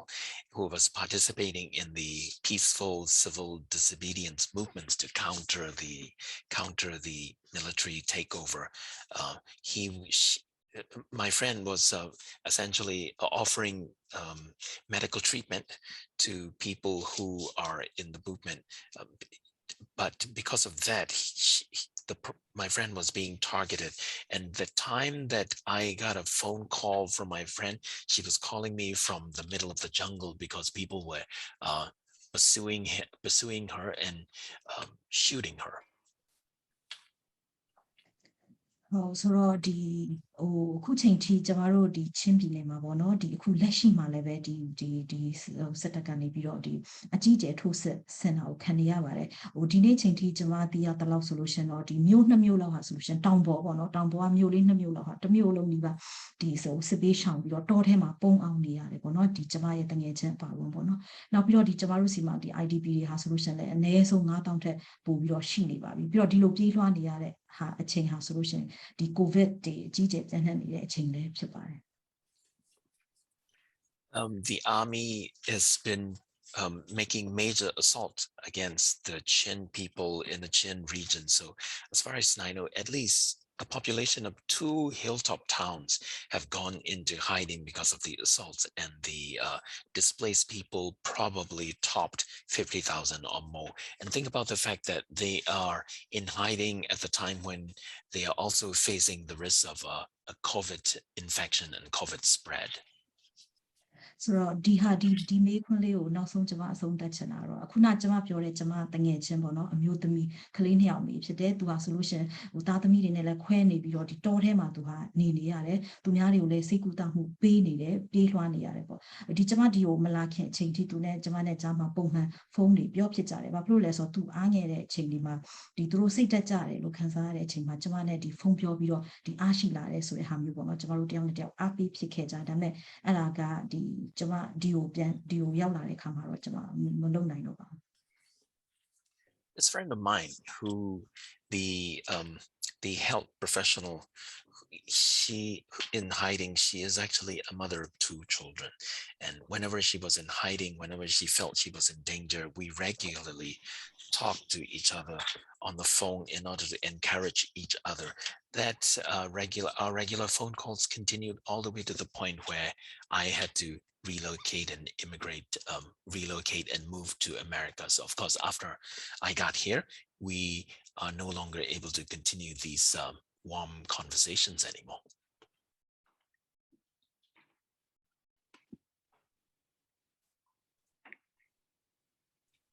Sorry, hope that was. Let me end it here. Thank you so much. So I'm going to ask a question now to Htun. That question pertains to the historical role of civilians in carrying out or supporting the military and perpetrating violence themselves, because we always hear about the military as being perpetrators, yet there are always vast civilian networks that the military itself built up that served to support them in these acts of violence. It's a diverse group. This includes huge umbrella organizations like the USDA, the Union Solidarity and Development Association, that eventually morphed into the Union Solidarity and Development Party, the political party of the military. This includes, groups of Seinenu, which what we would understand as sort of men of violence, and of course the prison staff that you encounter day in and day out when you were imprisoned. And so these are all not military, but civilians who carried out violence against fellow activists and fellow civilians. Why do you think there was such a silence about the role of civilians in these atrocities? And do you think that things have changed with the February 2021 coup? စစ်အာဏာရှင်ဆက်ဆက်ကကျွန်တော်တို့ဒီနိုင်ငံရေးတက်ကြွလှုပ်ရှားသူဖိနှိပ်ဖို့နည်းမျိုးစုံနဲ့သူတို့လုပ်ခဲ့တယ်ပေါ့နော်ဒီလုံဒိန်းတွေရဲတွေဆိုတယ်ခုနပြောလို့ကျွန်တော်တို့ဒီသူတို့တွေနဲ့လည်းဖိနှိပ်ခဲ့တယ်လို့တက်နဲ့လည်းဖိနှိပ်ခဲ့တယ်လို့ဒီအရက်ဖက်အဖွဲ့ဒီဆွမ်းအားရှင်တွေဒီနောက်ကျွန်တော်တို့လူဆိုးလူမိုက်တွေနဲ့လည်းကျွန်တော်တို့ဒီလှုပ်ရှားမှုမျိုးမလှုပ်နိုင်အောင်ဖိနှိပ်ခဲ့တာရှိတယ်အဲ့တော့ဒီ USDA လို့ခေါ်တဲ့ကျွန်တော်တို့ပြည်ထောင်စုကြံ့ခိုင်ရေးနဲ့ဖွံ့ဖြိုးရေးအသင်းကို1993မှာစဖွဲ့တယ်လူမှုရေးအသင်းကြီးအနေနဲ့စဖွဲ့ပြီးတော့သူကလူစမွေးပါတယ်မွေးပြီးကျွန်တော်တို့1996ကျောင်းသားလှုပ်ရှားမှုဖြစ်တဲ့ချိန်မှာလေဒီ USDA ကဒီစစ်တပ်နဲ့လုံဒိန်းတွေနဲ့ရဲတွေနဲ့ကျွန်တော်တို့ကျောင်းသားရဲ့ဆန္ဒပြလှုပ်ရှားမှုတွေနှိမ်နှင်းဒီသူတို့အနေနဲ့တိတ်ခါကြမှာနိုင်ငံတကာရှုပ်ချမှုတွေဖြစ်မှာဆိုလို့နောက်ပိုင်းမှာသူကဝင်ရင်တုတ်တက်လို့သဘောမျိုးနဲ့ဒီအရက်ဖက်ဒီဆွမ်းအားရှင်လိုဟာမျိုးတွေကိုပေါ့နော်အဲ့ဒါ USDA ကပြီးတော့တက်အပါဝင်ပေါ့နော်တက်ကလည်းဒီ USDA ရဲ့ခေါင်းဆောင်တွေကလည်းတက်ကဗိုလ်ချုပ်တွေဖြစ်ကြတာပေါ့အဲ့တော့သူတို့တွေကဒီပြည်သူတွေကပဲကျွန်တော်တို့ចောင်းသားတွေဒီမိုကရေစီတက်ကြွလှုပ်ရှားသူရဲ့ဒီနိုင်ငံရေးဆန္ဒပြတာတွေဒီလက်မခံဘူးပြည်သူတွေကပဲစန့်ကျင်တယ်ဒီလိုဝင်ရင်တုတ်တွေနဲ့ဝင်ရိုက်မယ်ဆိုတဲ့ပုံစံမျိုးတွေနဲ့လုပ်ခဲ့ကြတယ်ပေါ့နော်Subsequent regimes have always used various methods to suppress anti-authoritarian movements, of course. That includes the use of police and the use of army, and also thugs who call themselves Swa Ashin, literally translating to men of power or men of force. In 1996, when the USDA party was formed, they realized that they would look bad if they are actively participating in beating down the students. So instead, they started using people like civilian thugs. ဆွမ်းအားရှင်တို့လူဆိုးလူမိုက်တွေကိုအတုံးချပြီးတော့တကယ်ထင်ရှားဆုံးဒီ YSS လောက်ရကတော့ဒီ2003ခုနှစ်မေလမှာဖြစ်ခဲ့တဲ့နိုင်ငံတော်လုံခြုံမှုလို့ကျွန်တော်တို့ပြောလို့ရတယ်ဒီပင်ရေခင်ဖြစ်ပါတယ်အဲ့မှာဒေါအောင်ဆန်းစုကြည်နေပြီးတော့စီယုံရေးခီးတင်ထွက်တဲ့ချိန်မှာကျွန်တော်တို့ဒီခုနထောင်ဝလူဆိုးလူမိုက်တွေဒီဆွမ်းအားရှင်တွေကိုအတုံးချပြီးတော့ဒေါအောင်ဆန်းစုကြည်ရဲ့ကာရန်ရင်တန်းနဲ့ပါလာတဲ့ဒေါအောင်ဆန်းစုကြည်ကိုထောက်ခံတဲ့လူတွေရောဒေါအောင်ဆန်းစုကြည်ကိုလုံခြုံရေးယူလိုက်လာတဲ့လူတွေရော I don't at the tapu, no, general, Josa Gajare, Gangong Thomas on the Don Zanzuji, Yeka, the Papi Lumia Vido, the Gangong Thomas on the Biani, but even it, no? The most obvious example of the use of civilian thugs was in the 2003 May DelVecchio incident. This was an incident where former prisoners and thugs attacked the motorcade that was the motorcade of Aung San Suu Kyi and her supporters and her security personnel. And they intend, no doubt, to kill people at the time. But fortunately, Suu Kyi's car escaped their attack. I don't want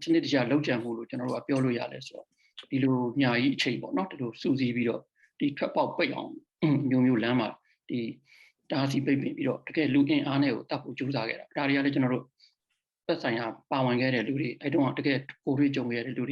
the interview we do find it out the general shot the rainy Martin Harari Shiba. I don't know the do Kesa payment, the Dong San Suu Kyi who's on anybody, the Muda Pianet, Timia, Young no pain, silent, opinion, don't want out top of it. The young of you, no, the locate. Mamma, the young Yatamuya, General Dambia, not that, you don't take Tapiamuri. Not the general, can't take move now, general, the do Sulabion like Tapiamuri, Machias, the do justice or general Portogame, things are less than you are, not that you do a Jampamuri, Tamakia, Loame, Hame, Davime, now General Dong San Suu Kyi, the more Porto pen, a you and general, Tao Mutapian at Timia target, hello, a lot of way,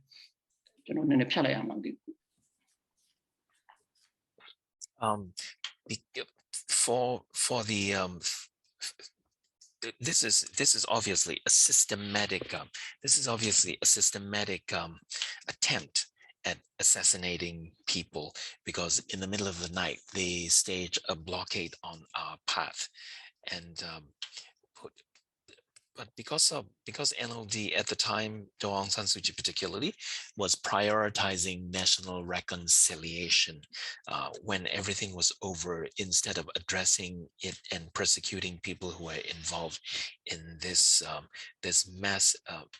assassination attempt and massacre, she decided instead to remain silent about that. And my belief is that going forward, we should learn a lesson from this incident, and we should expose these sort of incidents and not accept silence.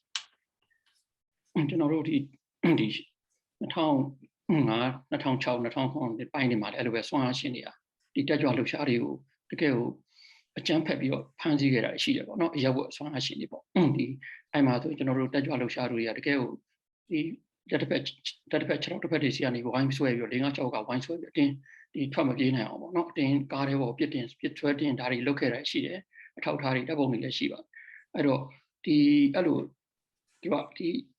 Bong Shepio, not the Sedado Yero and Nina, you take her jam a little bit. You are the Yapes Wanshini, don't charaya. Who kisses a she who let the beauty to have your in a general we told I see so much in the bono, but the bigger general the Ukuni bono, nothing that the teacher who piano, Ukuni so that the town may have Lulu might do Tobio.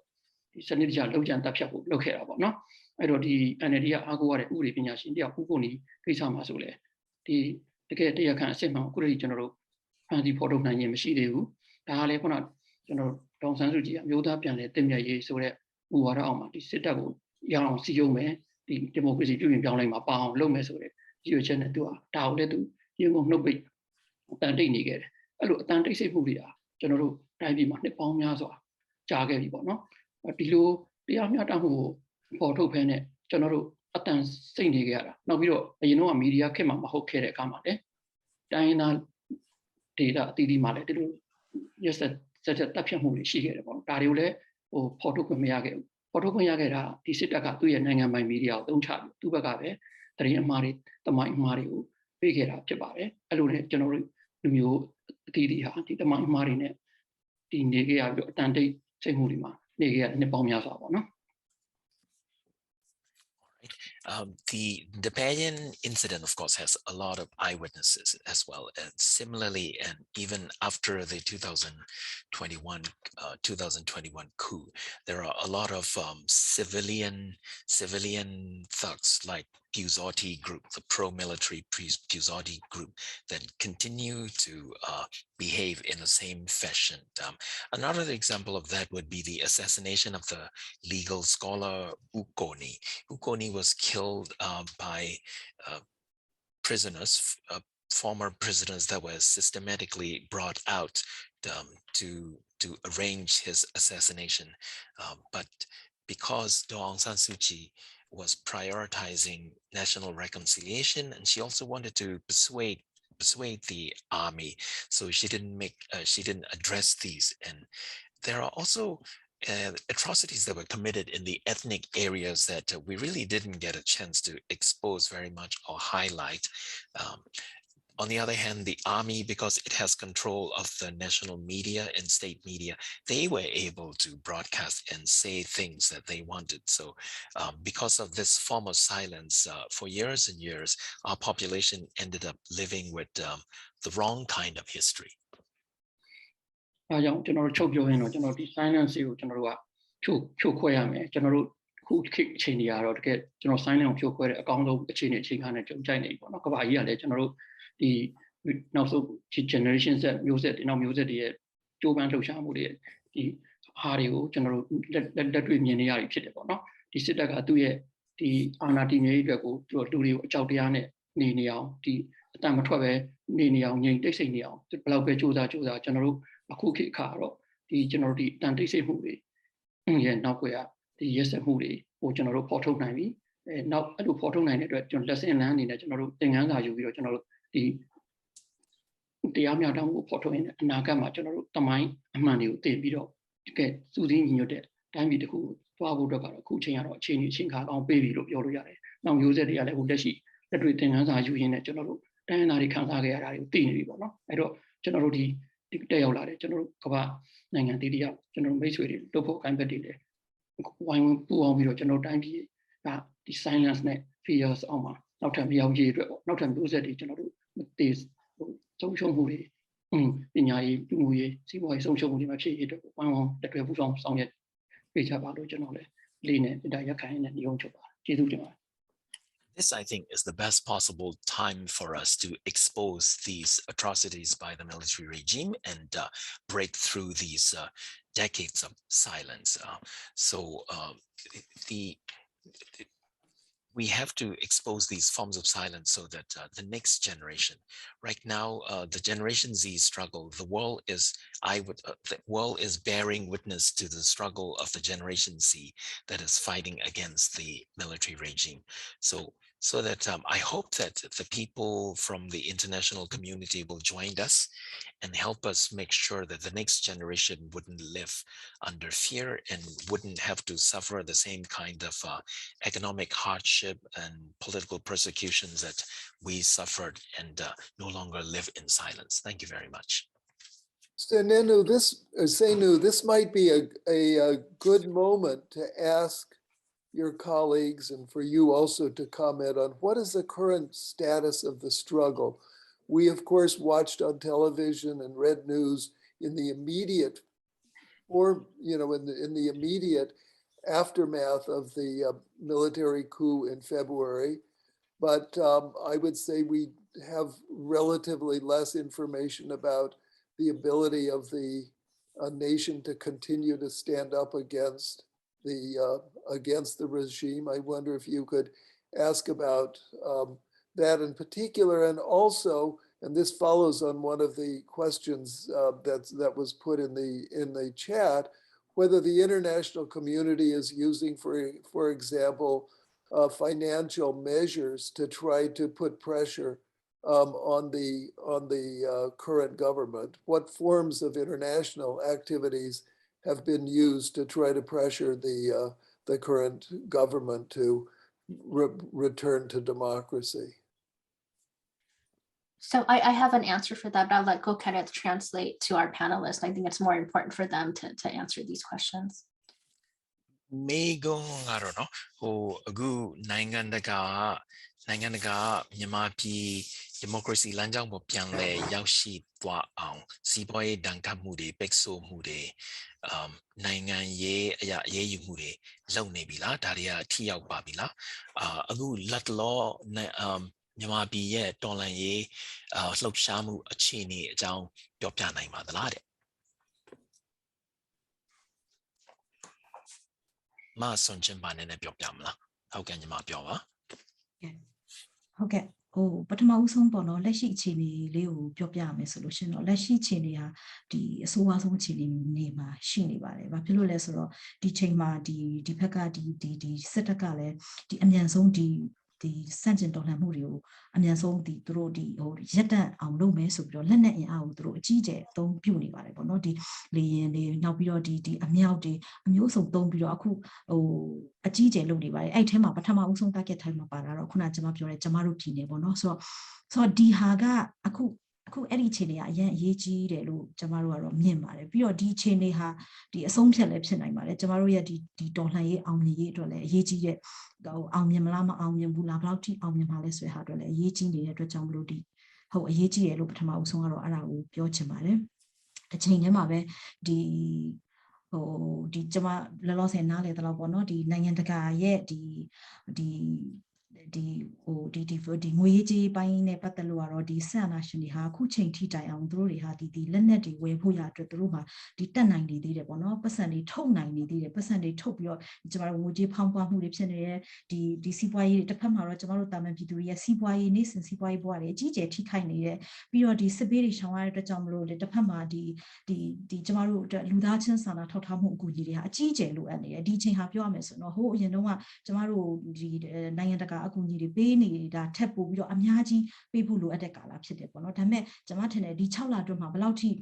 ဒီနိုင်ငံတကာအကူအညီတွေဒီလူသားချင်းစာနာထောက်ထားမှုအကူအညီတွေဘယ်လောက်ထိရောက်နေပြီလဲဆိုတာကိုကျွန်တော်တို့ဒီပြီးခဲ့တဲ့နှစ်တွေနဲ့နှိုင်းယှဉ်ကြည့်တင်တယ်လို့ထင်တယ်နှိုင်းယှဉ်ကြည့်လို့ရှင်ဘယ်လောက်နည်းလဲကျွန်မထင်ကတော့ဒီအများကြီးလိုအပ်နေတယ်လို့ကျွန်မထင်တယ်ပေါ့နော်ပြီးတော့ဒီလက်ရှိမှာဖြစ်နေတဲ့ဒီလွှမ်းနေရတာတွေစီးပွားရေးကျဆင်းတဲ့အတွက်ကြောင့်မလို့ဒီဖြစ်ပြနေတဲ့ဟာတွေကိုကာဗာဖြစ်ဖို့တော့ပေါ့နော်တစ်ဖက်မှာလည်းပဲဒီနိုင်ငံတကာဟာဒီစစ်တပ်ပေါ်မှာဒီအရေးယူနိုင်မှုဟာသူတို့လုံနိုင်တာကိုထပ်ပြီးတော့ပို့ပြီးတော့လုံနိုင်ဖို့လုပ်ပေးဖို့လိုသေးတယ်လို့ကျွန်မမြင်ပါတယ်ဟုတ် sorry များပါလားမသိဘူး The current state is probably the worst possible situation right now because the army wanted to stop the anti-military takeover movement as much as possible, and they are using extreme force to do that. So they use, for example, in my Chin state, they use airstrike and they are using battle break weapon in their assault, and there are also people who are now people who are now fleeing and in refugee camps, so they also need humanitarian assistance. But even in these situations, despite the international community's the international community's economic sanctions, the army obviously is still able to somehow find the money to buy arms and weapons. On the other hand, in the average citizens in their daily living are facing extreme economic hardship and difficult to make a living now. So, but compared to the previous amount of humanitarian assistance that we have received, I don't think it's enough. So I'd like to encourage the international community to put more pressure by using more economic sanctions and more political punishment. ဟုတ်ကဲ့ကျွန်တော်တို့လက်ရှိဒီနိုင်ငံတကာရဲ့ဒီဝိုင်းဝန်းပြီးတော့ကျွန်တော်တို့ဒီဘက်ကဒီမိုကရေစီရေးအတွက်ဝိုင်းဝန်းထောက်ခံအားပေးကြတယ်ဒီစစ်အာဏာရှင်ကိုအရေးယူဆောင်ရွက်ပြီးတော့ဒီစီးပွားရေးပိတ်ဆို့မှုတွေလောက်တာတွေကတော့ဒီကျွန်တော်တို့အတိုင်းအတာတစ်ခုထိတော့ကျွန်တော်တို့ကျင်းတဲ့အားရမှုရှိပါတယ်ဒါပေမဲ့ခုနပြောလို့ပဲကျွန်တော်တို့ဒီစစ်တပ်ကသူအာဏာရတဲ့ခေတ်ကာလမှာသူကဒီတိုင်းပြည်ရဲ့ဥစ္စာမှန်သမျှတိုင်းပြည်ပိုင်ဆိုင်မှုဥစ္စာတွေသူနဲ့သူ့ရဲ့အပေါင်းပါဒီလူစုကပဲကျွန်တော်တို့လက်ဝကြီးကိုသိမ့်ပိုက်ထားတာဖြစ်တဲ့အတွက်ကြောင့်ဒီစီးပွားရေးပိတ်ဆို့မှုတွေလုပ်ပေးမဲ့လေသူ့လက်ထဲမှာသူဒီကျွန်တော်တို့ ဒေါ်လာတွေပေါ့နော်တန်းချီပြီးတော့ချမ်းသာတဲ့လူတွေလည်းရှိတယ်အဲ့တော့သူရဲ့လက်ဝေခံတွေအများကြီးရှိတယ်အဲ့လိုပဲငွေကြေးကိုလည်းခုနဝါစီဒီငွေစက်ကူစိတ်ဝင်တွေသူတို့ဒီတဲ့လက်အောက်မှာရှိတော့အဲ့ဒါကိုလည်းသူရိုက်ထုတ်နေနိုင်တယ်ပေါ့နော်ဒီငွေပေါင်းမှုကလည်းတိုင်းပြည်မှာအများဖြစ်နေပြီအဲ့တော့တိုင်းပြည်မှာအခုဖြစ်နေတာကျွန်တော်တို့စီးပွားရေးတွေလည်းလုပ်ငန်းတွေလည်းအကုန်ပြိုပြီးတော့အကုန်လူလက်တန်းစားပါထိခိုက်ပြီးတော့ကျွန်တော်အောက်ခြေလူတန်းစားတော့အဆိုးဆုံးပေါ့လေအဲ့တော့ဒီတိုင်းပြည်ကအခုကျွန်တော်တို့ဒီယောဂဘေးကိုဗစ်ဘေးအပြင်ကျွန်တော်တို့အငတ်ဘေးလည်းဆက်ရောက်နေတဲ့အနေအထားဖြစ်လာပြီပေါ့နော်ကျွန်တော်တို့ဒီခုနဒီစစ်ဘေးရလည်းရှိနေတယ်အဲ့တော့ကျွန်တော်မှာကတ်၃ပါးပေါ့ကျွန်တော်စစ်ဘေးရော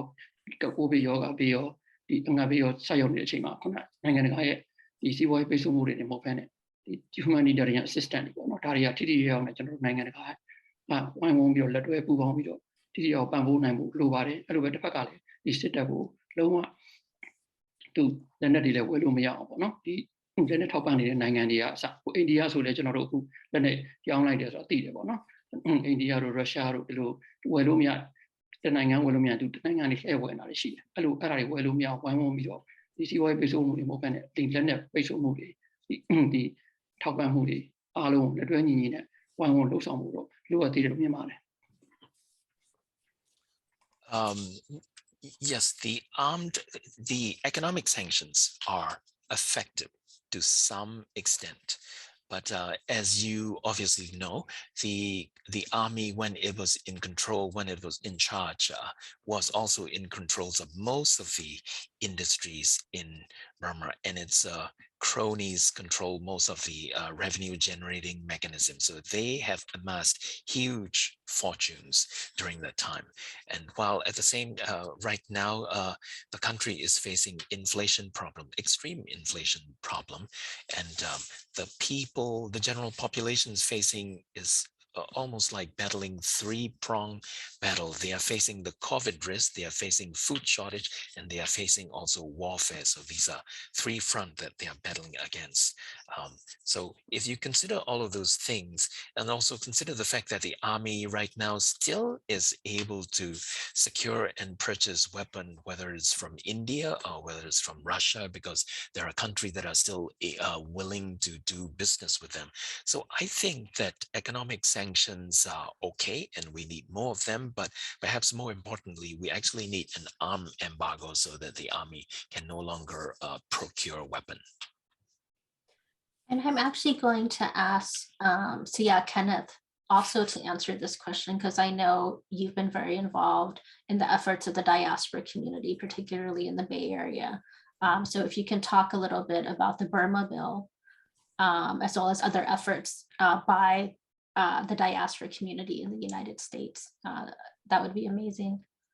Thank you very much. The overseas Burmese community, I'm glad to say, has been very active, particularly in launching letter writing and phone call campaign, particularly in US, to push for the introduction of what is known as the Burma bill. The Burma bill is written by Senator Ben Cardin from Maryland, a Democrat, I believe, and but it has now been introduced, and it has a fair amount of co-sponsors as a result of the overseas Burmese community's lobbying efforts. And I have to say, there are no lobbying firms; they are just average overseas activists like Htun and Masun Chimpa, and normal people like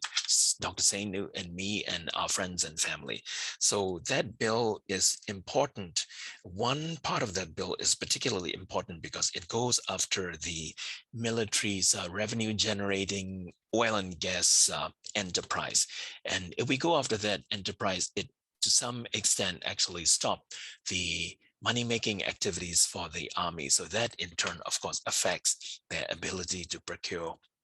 weapons and continue waging war against ordinary civilians. Thank you. Thank you, Masenu. Thank you so much, Kenneth, and to Byron to answer this question a little bit more, sort of in terms of sort of historical patterns of the international community. There is a very strong pattern and a very consistent pattern, because prior to the February 2021 coup and prior to the 2010 transition and the 2015 election of the NLD into government, prior to that, we experienced 3 decades of military rule. And the pattern on the part of the international community, including the United States, including countries like Singapore and Japan, who are typically known as being progressive, was appeasement and what was called discourse constructive engagement with the Burmese military. And even, we're very encouraged by something like the Burma Bill, but at the same time, there was a very similar movement that was in some ways separate from what was happening inside the country throughout the 1990s, known as the Free Burma movement. And that's probably what the vast majority of you associate with social movements in Burma. You probably saw the Free Aung San Suu Kyi signs and the Free Burma signs throughout the 1990s. Well, this was something that existed in the diaspora community. It was in many ways very different from what was actually happening inside the country. And it was headed up by students in the diaspora. It was, an attempt, like this new Burma bill is also an attempt to have international corporations divest from Burma, which was very different from the struggle that was going on inside the country, not unrelated to it. And there was some coordination and some going back and forth. So there were bills that were also passed during the Clinton era, sanctions and whatnot. And I'm certainly hoping that whatever that we're able to do will be much more than what we were able to do in the Clinton era, because there are a lot of ways around those sanctions. Essentially the transition really didn't the transition that finally did happen around 2010, I think, was much more contingent on the dynamics of the democracy movement inside the country, as much as we try to give international support. Something else that's significant is that this has now moved. One huge shift in 2021 is that it has moved from what was a nonviolent movement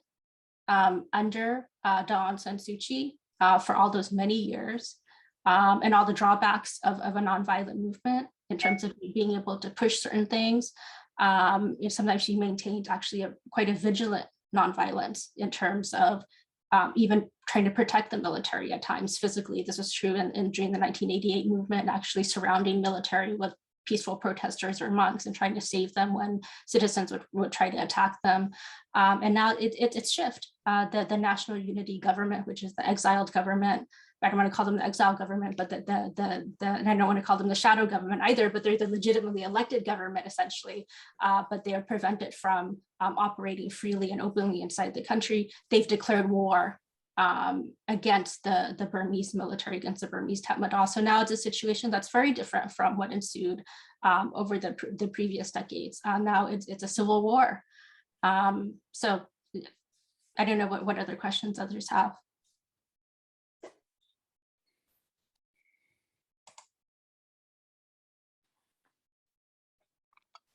Perhaps I'll give Michael an opportunity here to step in and say a few words. I know, Seinenu, that you have been long involved in this, and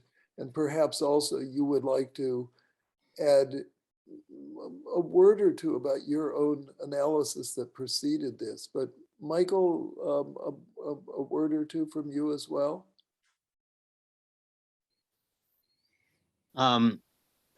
Well, I just want to thank Seinenu and the panelists for a really eye-opening discussion in a couple of ways. I mean, many of us have been observing the democracy struggle from the outside without, real access on the inside. And two of the thoughts that occurred to me as the discussion was going on, that there was such a strong, from thinking about this in terms of the seminar and the stress on the psychosocial effects of the struggle across generations, was the repeated reference to the repeated struggles over time, that this is,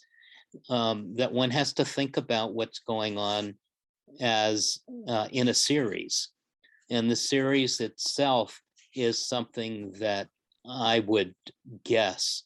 provides activists a kind of backbone that they can refer to. They're not participating in this as single generations. They're and these are not singular events, but these are longer term processes. And what goes along with that is U Thun's stress on generational change. And so, I mean, he's articulated a version of generational change that his generation is now in a kind of support position structurally to a younger generation, Generation Z, as he calls it. But what he suggested, which I'm really interested in hearing more thoughts about, is that there is a moment right now that maybe Generation Z and the international attention that's being paid to it does provide an opportunity to push a little bit further for the next generation. I'm not quite sure, given the geopolitical dynamics that Byron and Jed just raised, an actor in Burma or in Myanmar that we have not yet talked about is China, and China's effort to, as with the rest of Southeast Asia, to extend economic aid and presumably also military aid to the regime. The whole struggle over Southeast Asia, we hear in America, we hear more about the South China Sea as the arena of conflict, but actually Southeast Asia is also a really fragile and arena that the Chinese have been systematically pushing into with infrastructure developments and so on, which I presume strengthens the junta's, the military's position. One other element that we have not talked about, so I also really appreciated the careful discussion about the ethnic communities in Myanmar, because the narrative that the junta puts out is that the ethnic communities are basically border communities, and they've basically been fighting the state for many years, and therefore they need to be suppressed in an attempt at national unity. Whereas what has been presented here is a quite different story, and I'd be very interested in learning more about that. But another group that we hear about on the outside that we haven't heard very much about is the role of the Sangha, the Buddhist monks, who have played a double role, both a progressive role at many points in the long-term struggle of supporting the democracy movement, but have, on the other hand, played a really negative role, genocidal role, in fact, with regard to the Rakhine state fights and otherwise. And so in addition to the questions about how things have changed with social media that was also alluded to briefly, there's also a question about how one thinks about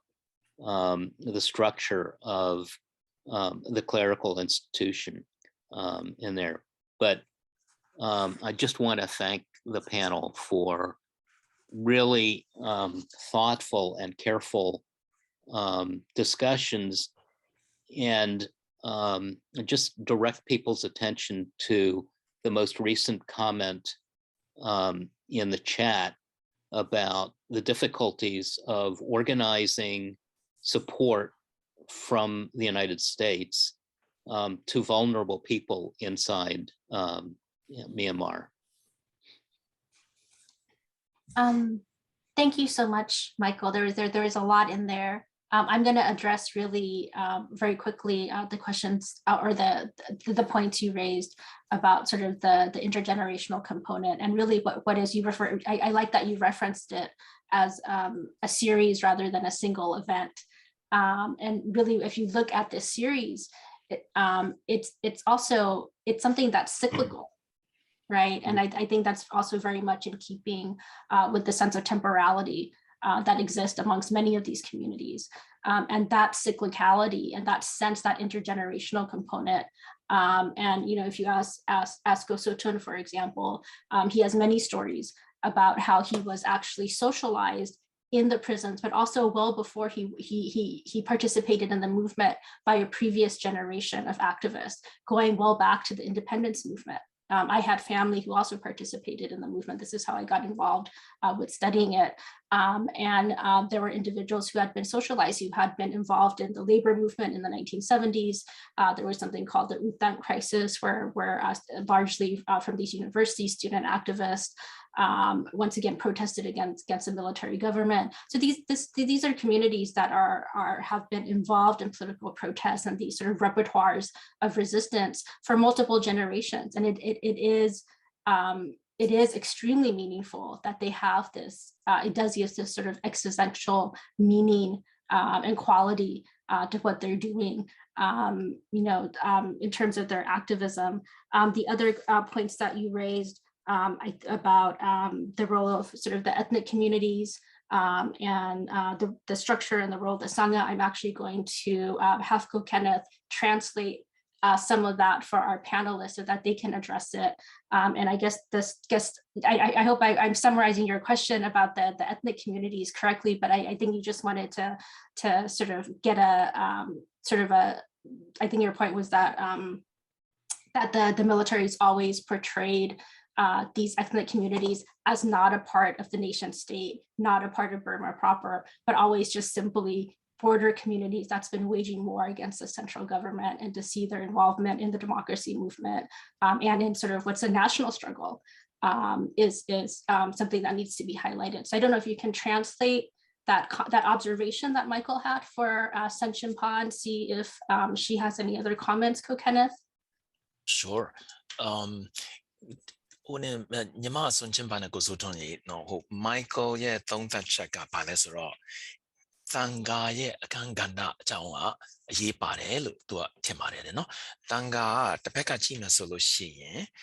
di democracy လှုပ်ရှားမှုမှာဟိုねရှေ့ကနေပြီးတော့အားပေးထောက်ခံခဲ့တာလည်းရှိတယ်ဒါပေမဲ့နောက်ရခိုင်အရေးခင်းကိုကြည့်လိုက်မယ်ဆိုလို့ရှိရင်လူမျိုးတုံးတပ်ဖြတ်ရေးမှာသူတို့ရဲ့ဟိုအခန်းကဏ္ဍပါနေတာလည်းရှိတယ်ဆိုတော့အဲ့ဒီတန်ခါရဲ့အခန်းကဏ္ဍအကြောင်းလေးကိုနည်းနည်းဟိုသုံးသပ်ချက်လေးများပေးနိုင်မလားမသိဘူးခင်ဗျ Okay, he asked a different question to them. Actually, he asked the ones about the Sangha. So he translated that, your observation about that. So that for either one of you, if you want to comment on that, I especially encourage Htun to comment on it, because I know that you were you had very close contact with the monks, for example, who participated in the Saffron Revolution and also had experience with these other nationalist monks that emerged later on down the line. Okay. ဒီကျွန်တော်တိုင်းပြည်ရဲ့လွတ်လပ်ရေးကြိုးပမ်းမှုတမိုင်းအစပြီးတော့ဒီတန်ဃာတွေအခမ်းကဏ္ဍအရေးပါခဲ့ပါတယ်ကျွန်တော်တို့ဒီဥဒ္ဓမာတို့ဥဝိဇာရာတို့လို့ဒီလွတ်လပ်ရေးကြိုးပမ်းမှုမှာပါဝင်ခဲ့ကြတယ်လို့နောက်ပိုင်းကျွန်တော်တို့အထင်ရှားဆုံးကတော့ဒီရွှေဝါရောင်ဒီတန်ဃာတော်တွေရဲ့ဒီညဉ့်ညွန့်စွာမေတ္တာပို့ဆန္ဒထုတ်ဖို့ပေါ့နော်အဲ့ဒီမတိုင်ခင်မှာလည်းကျွန်တော်တို့88မှာဒီစစ်တပ်ကတကယ်စစ်အာဏာရှင်ဆိုရချိတ်6ချားသွားနိုင်တဲ့ဒီကန်ဆောင်တဲ့ဒီစစ်တပ်ရဲ့ဒီစစ်တပ်နဲ့လုံးဝမပတ်သက်ဘူးဆိုတဲ့ဒီ CDN လောက်တာအစောဆုံးလုပ်ခဲ့တဲ့တန်ဃာတော်တွေပေါ့နော်ကျွန်တော်တို့ဒီ90ကန်ဆောင်ပွဲကြီးကတကယ်အထင်ရှားဆုံးပါတကယ်စစ်တပ်က6ချားပြီးတော့အဲ့နောက်ဆုံးအဲ့မှာအဲ့တုန်းကလည်းတန်ဃာတော်တွေကိုတင်အကြမ်းဖက်ဖမ်းဆီးနှိပ်စက်ပြီးတော့ထောင်နှံတွေချခဲ့တယ်ထောင်ချခဲ့တယ်အဲ့လိုပဲရဲဘက်စခန်းတွေပို့ပြီးတော့ရဲဘက်စခန်းတွေမှာပါဒီခန္ဓာဆုံးသွားတဲ့တန်ဃာတော်တွေရှိတယ်အဲ့လိုပဲကျွန်တော်တို့ဒီရွှေဝါရောင်မှာလည်းဒီလိုပဲတပ်ပေါင်းများစွာဆုံးယုတ်ခဲ့ရတယ်တကယ်ကိုရဲစစ်နဲ့အချမ်းဘက်နှိပ်စက်တဲ့အတွက်ကြောင့်တချို့တန်ဃာတော် ရီဆိုရင်လူဝတ်လဲလိုက်ရတယ်ပြီးတော့မှတန်ဃာတော်မွေးတော်ကိုရဟန်းပြန်မွေးတော်ရဲတော်ပဲနေခဲ့ရတာရှိတယ်ပေါ့နော်အဲ့တော့ဒီရဲရဲဆက်ဆက်နဲ့ဒီလိုဖိနှိပ်မှုတွေသူကစစ်တပ်ကအကြမ်းဖက်နှိပ်စက်မှုတွေရှိလို့တန်ဃာတော်တွေကဒီတပွဲမှာဒီပါဖို့ဟာကိုသူတို့ပါနိုင်တော့ပါခဲ့ကြတယ်ဒါပေမဲ့လည်းတစ်ဖက်ကလည်းစစ်တပ်ကဒီတန်ဃာတော်တွေကိုချိုးခွဲခဲ့တာမဘာသာဆိုတဲ့ဒီအဖွဲ့တစ်ခုဖွဲ့ပြီးတော့ဒီတန်ဃာတော်တွေတချို့ maybe before you transition into that part maybe you can let go kind of translate but you yeah sorry ကျွန်တော်နည်းနည်းများပါတယ် Okay, that's okay. Thank you very much. The role of the monastic institution is particularly important throughout the history of Burma's movement for independence. We can look at the anti-colonial activist monks like U Oktama, Uwi Zara, and of course, in a more recent example, there'll be the Saffron Revolution, where the monks led the uprising in the 88th as well. The monks' role, there were a lot of monks' movements that actually checked the army's aggression, and there are many monks that lost their lives in the police interrogation centers, and some, of course, ended up being forced to turn into civilians because it was no longer possible for them to remain as monks after their involvement. The army, the authoritarian regimes also try to divide the monks and suppress the monks by forming something that is known as Mabata, the ultra-nationalistic organization. ဒီတန်ဃာတော်ဒီစစ်အစိုးရဆက်ဆက်ကဒီကျွန်တော်တို့တိုင်းပြည်မှာကျောင်းသားရဲ့ဒီစစ်သားရဲ့ရဟန်းတန်ဃာတော်တွေကအားအများဆုံးပဲပေါ့နော်ရဟန်းတန်ဃာတော်ဆိုလဲကျွန်တော်တို့4သိန်းကျော်5သိန်းဒီပါရှိတယ်။ကျောင်းသားလည်းအများအများဆုံးရှိတယ်။စစ်သားလည်းအများဆုံးရှိတယ်။ဒီဒါသုံးသားညီညွတ်ရင်တကယ်ဒီကျွန်တော်တို့မှန်ညှော်မှန်းတဲ့ဒီတော်လိုင်းတရက်ကိုအောင်မြင်နိုင်တယ်လို့တော့ကျွန်တော်ပြောခဲ့ရတာရှိတယ်ပေါ့။အဲ့တော့ဒီတန်ဃာတော်တွေကိုလည်းဒီကျွန်တော်တို့နိုင်ငံရေးတက်ကြွလှုပ်ရှားမှုမှာမပါလာအောင်စစ်တပ်ကလည်းနှီးမျိုးစုံနဲ့သူကဒီချုပ်ကင်ဖို့ကြိုးစားခဲ့တယ်။နိုင်ငံတော်တန်ခါမဟာနာယကအဖွဲ့ဆိုပြီးတော့သူကဒီကြိုးစားတဲ့တကယ်နိုင်ငံရေးနားမလဲပဲနဲ့စာတက်ပေးတာချမ်းခံမဲ့တည်ကြတဲ့ဒီဆရာတော်ကြီးတို့လည်းသူကဒီပစ္စည်းလေးပါးတွေနဲ့ထောက်ပံ့တယ်ပြီးတော့ဒီပွဲလူကုန်လူတွေကတ်တယ်ကတ်ပြီးတော့သူကတန်ခါအဖွဲ့အစည်းကိုသူကချုပ်ကင်ဖို့ကြိုးစားတယ်ဒီဘလို့ပဲကြိုးစားတကယ်တိုင်းပြည်အတွက်ကိုလိုအပ်လာရင်တန်ခါတော်တွေကကျွန်တော်တို့ဒီပြည်သူတွေဘက်ကရက်တယ်တရားမျှတမှုဘက်ကရက်ခဲ့တဲ့ဟာတော့ကျွန်တော်တို့ခုန90ရလက်ကလည်း90တန်ခါတော်တွေရဲ့ကန်ဆောင်မှုလည်းအပါအဝင်ဖြစ်တယ်လို့2000 issue ဝါအောင်ဒေါ်လာရေးရလည်းအထင်ရှားဖြစ်တယ်ဒါပေမဲ့စစ်တပ်ကသူကနောက်ပိုင်းမှာဒီထပ်ပြီးတော့ဒီတန်ခါတော်ရဲ့အားနည်းချက်တွေကိုကင်ပြီးတော့ဒီအဲ့ထဲမှာအစွန်းရောက်ဒီမျိုးချစ်တန်ခါတော်တွေမဘာသာတွေပါလာအောင်ပေါ့နော်အဲ့လိုပါလာအောင်သူကဒီမျိုးစုံနဲ့လှုပ်တဲ့အခါမှာဒီနိုင်ငံရေးတက်ကြွလှုပ်ရှားတဲ့တန်ခါတော်တွေနဲ့ဝင်ပြီးတော့ပါရင်သူတို့တန်ခါချင်းပြဿနာထိတ်တိုးကြမယ်ကိစ္စနော်နိုင်ငံရေးကကျွန်တော်တို့နောက်ထပ်ဖိနှိပ်နိုင်တဲ့အလားအလာတွေကြောင့်တန်ခါတော်တွေကဒီတစ်ခေါက်ပွဲမှာပါဖို့ဟာဒီအခက်အခဲတွေကြုံခဲ့တယ်ပေါ့နော်ပါတဲ့တော့မပါနိုင်ရဘူးဒါပေမဲ့မန္တလေးမှာတန်ခါတော်တွေပါလို့ရန်ကုန်မှာလည်းကျွန်တော်တို့ငင်းညံ့တော်ဆန္ဒပြမှုတွေမှာလည်းရန်ကုန်မှာလည်းပါခဲ့ကြတာရှိပါတယ်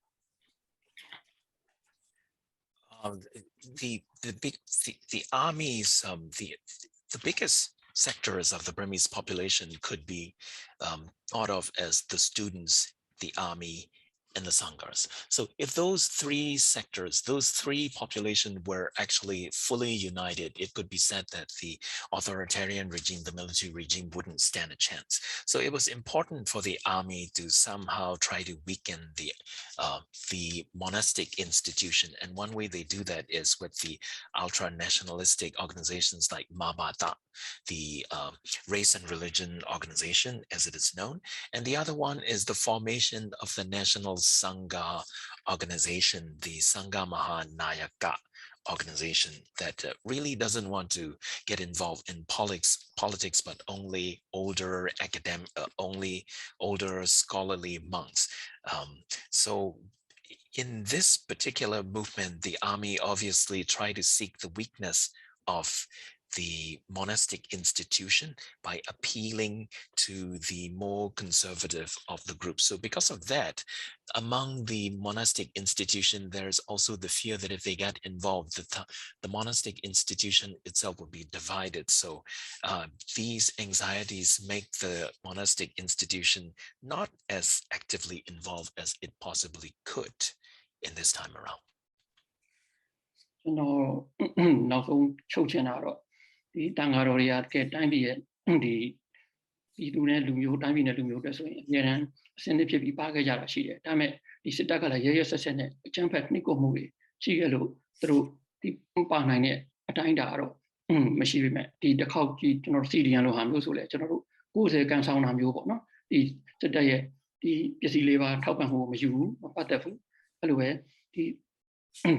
လုံးဝ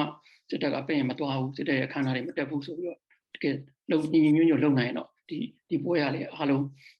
ပို့ပြီးတော့အချိန်ဟုန်နဲ့ပိုကောင်းလာမှာပေါ့နော်ဒါပေမဲ့လည်းကျွန်တော်တို့ဘက်ကလည်းတန်ဃာတော်တွေဘက်ကိုနားလေရတာသူတို့မှာခုနမဘာသာတွေနဲ့ပြဿနာတွေရှိနေတယ်ဒီတကယ်နိုင်ငံတော်တန်ဃာမဟာနာကဆရာရောကြီးတွေထင်ရှားတဲ့ဆရာတော်ကြီးကိုယ်တိုင်ကဒီဟိုနှုတ်ဆက်နေတာတွေရှိတယ်အဲ့လိုပဲစစ်တပ်ဘက်ကရပ်တည်နေတာတွေရှိတော့သူတို့မှလည်းသူတို့အခက်အခဲတွေနဲ့သူတို့ဒီထီအောင်နဲ့ကျွန်တော်တို့ဒီပါဝင်ပြီးတော့အားပေးနိုင်ဖို့ကတော့အခက်အခဲရှိတာပေါ့နော် Let me end it on this note here. The Sangha, the monastic institutions have always been ready to stand with the people. However, this time around, because there are leading monks in the ultra-conservative organizations and also in the National Sangha Institute, they were not as active as they possibly could. So these are their internal strives and internal conflicts and internal challenges. However, I have to point out that in the earliest days of the CDM, in the civil disobedience movement, the monks were the one that got involved. And the monks, there were a good number of monks who simply refused to accept donations from the army officials, refused to attend ceremonies and bless the ceremonies that were held by the army. So those are good examples. So I think we're sort of at time, just really quickly to sort of add to Usotun's comments and observations about the monastic order.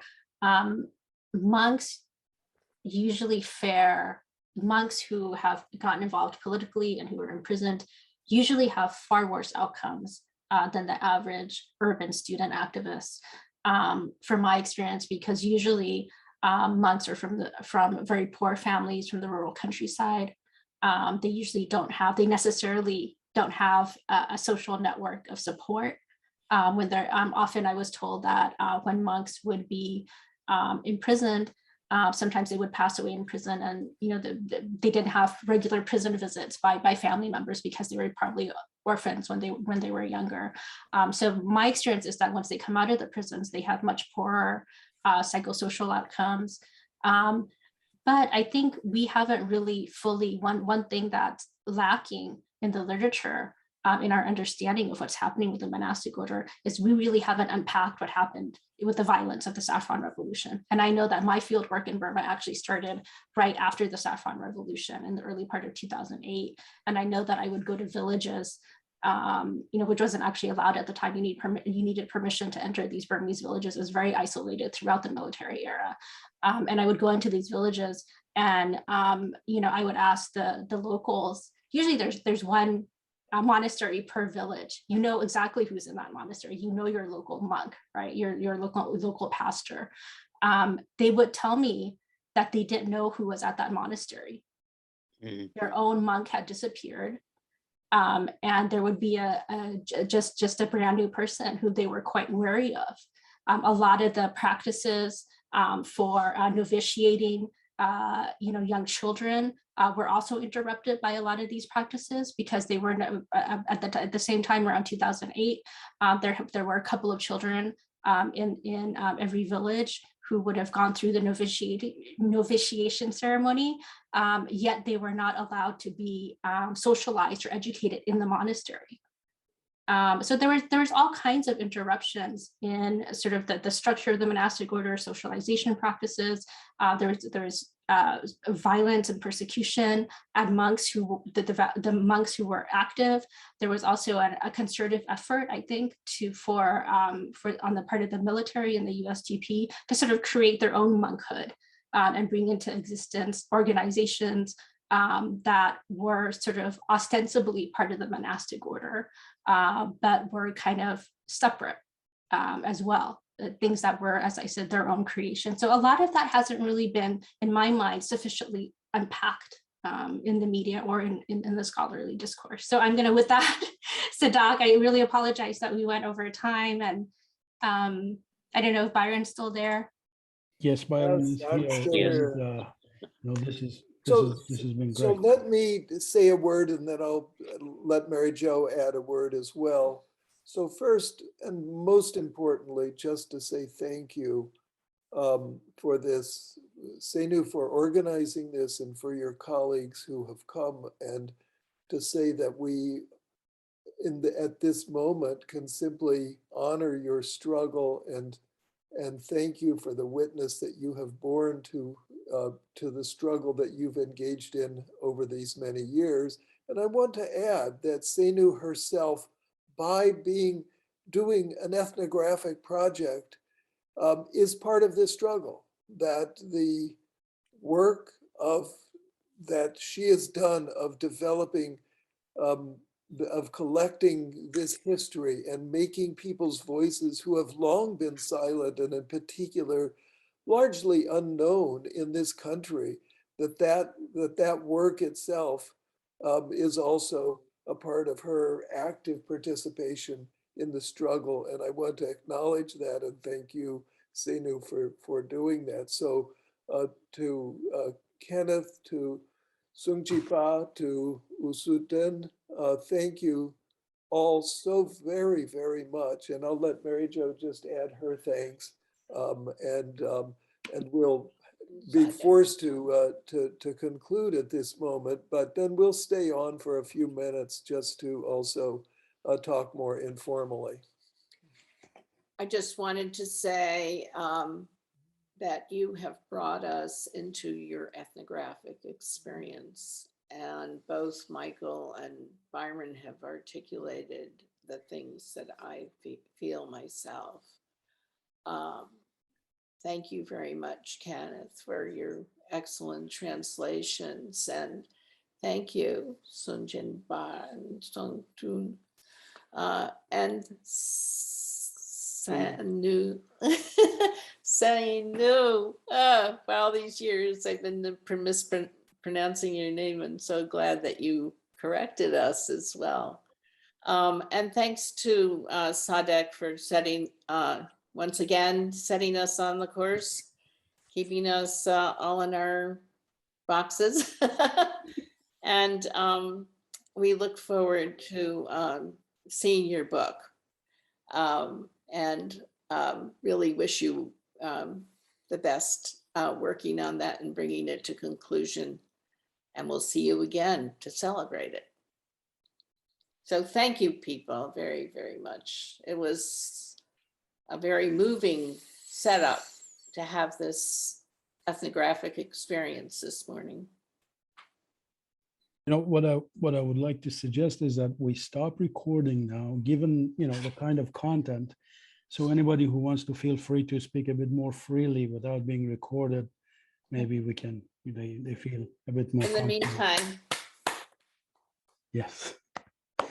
Is that okay? Byron, is that okay if I stop recording? Absolutely.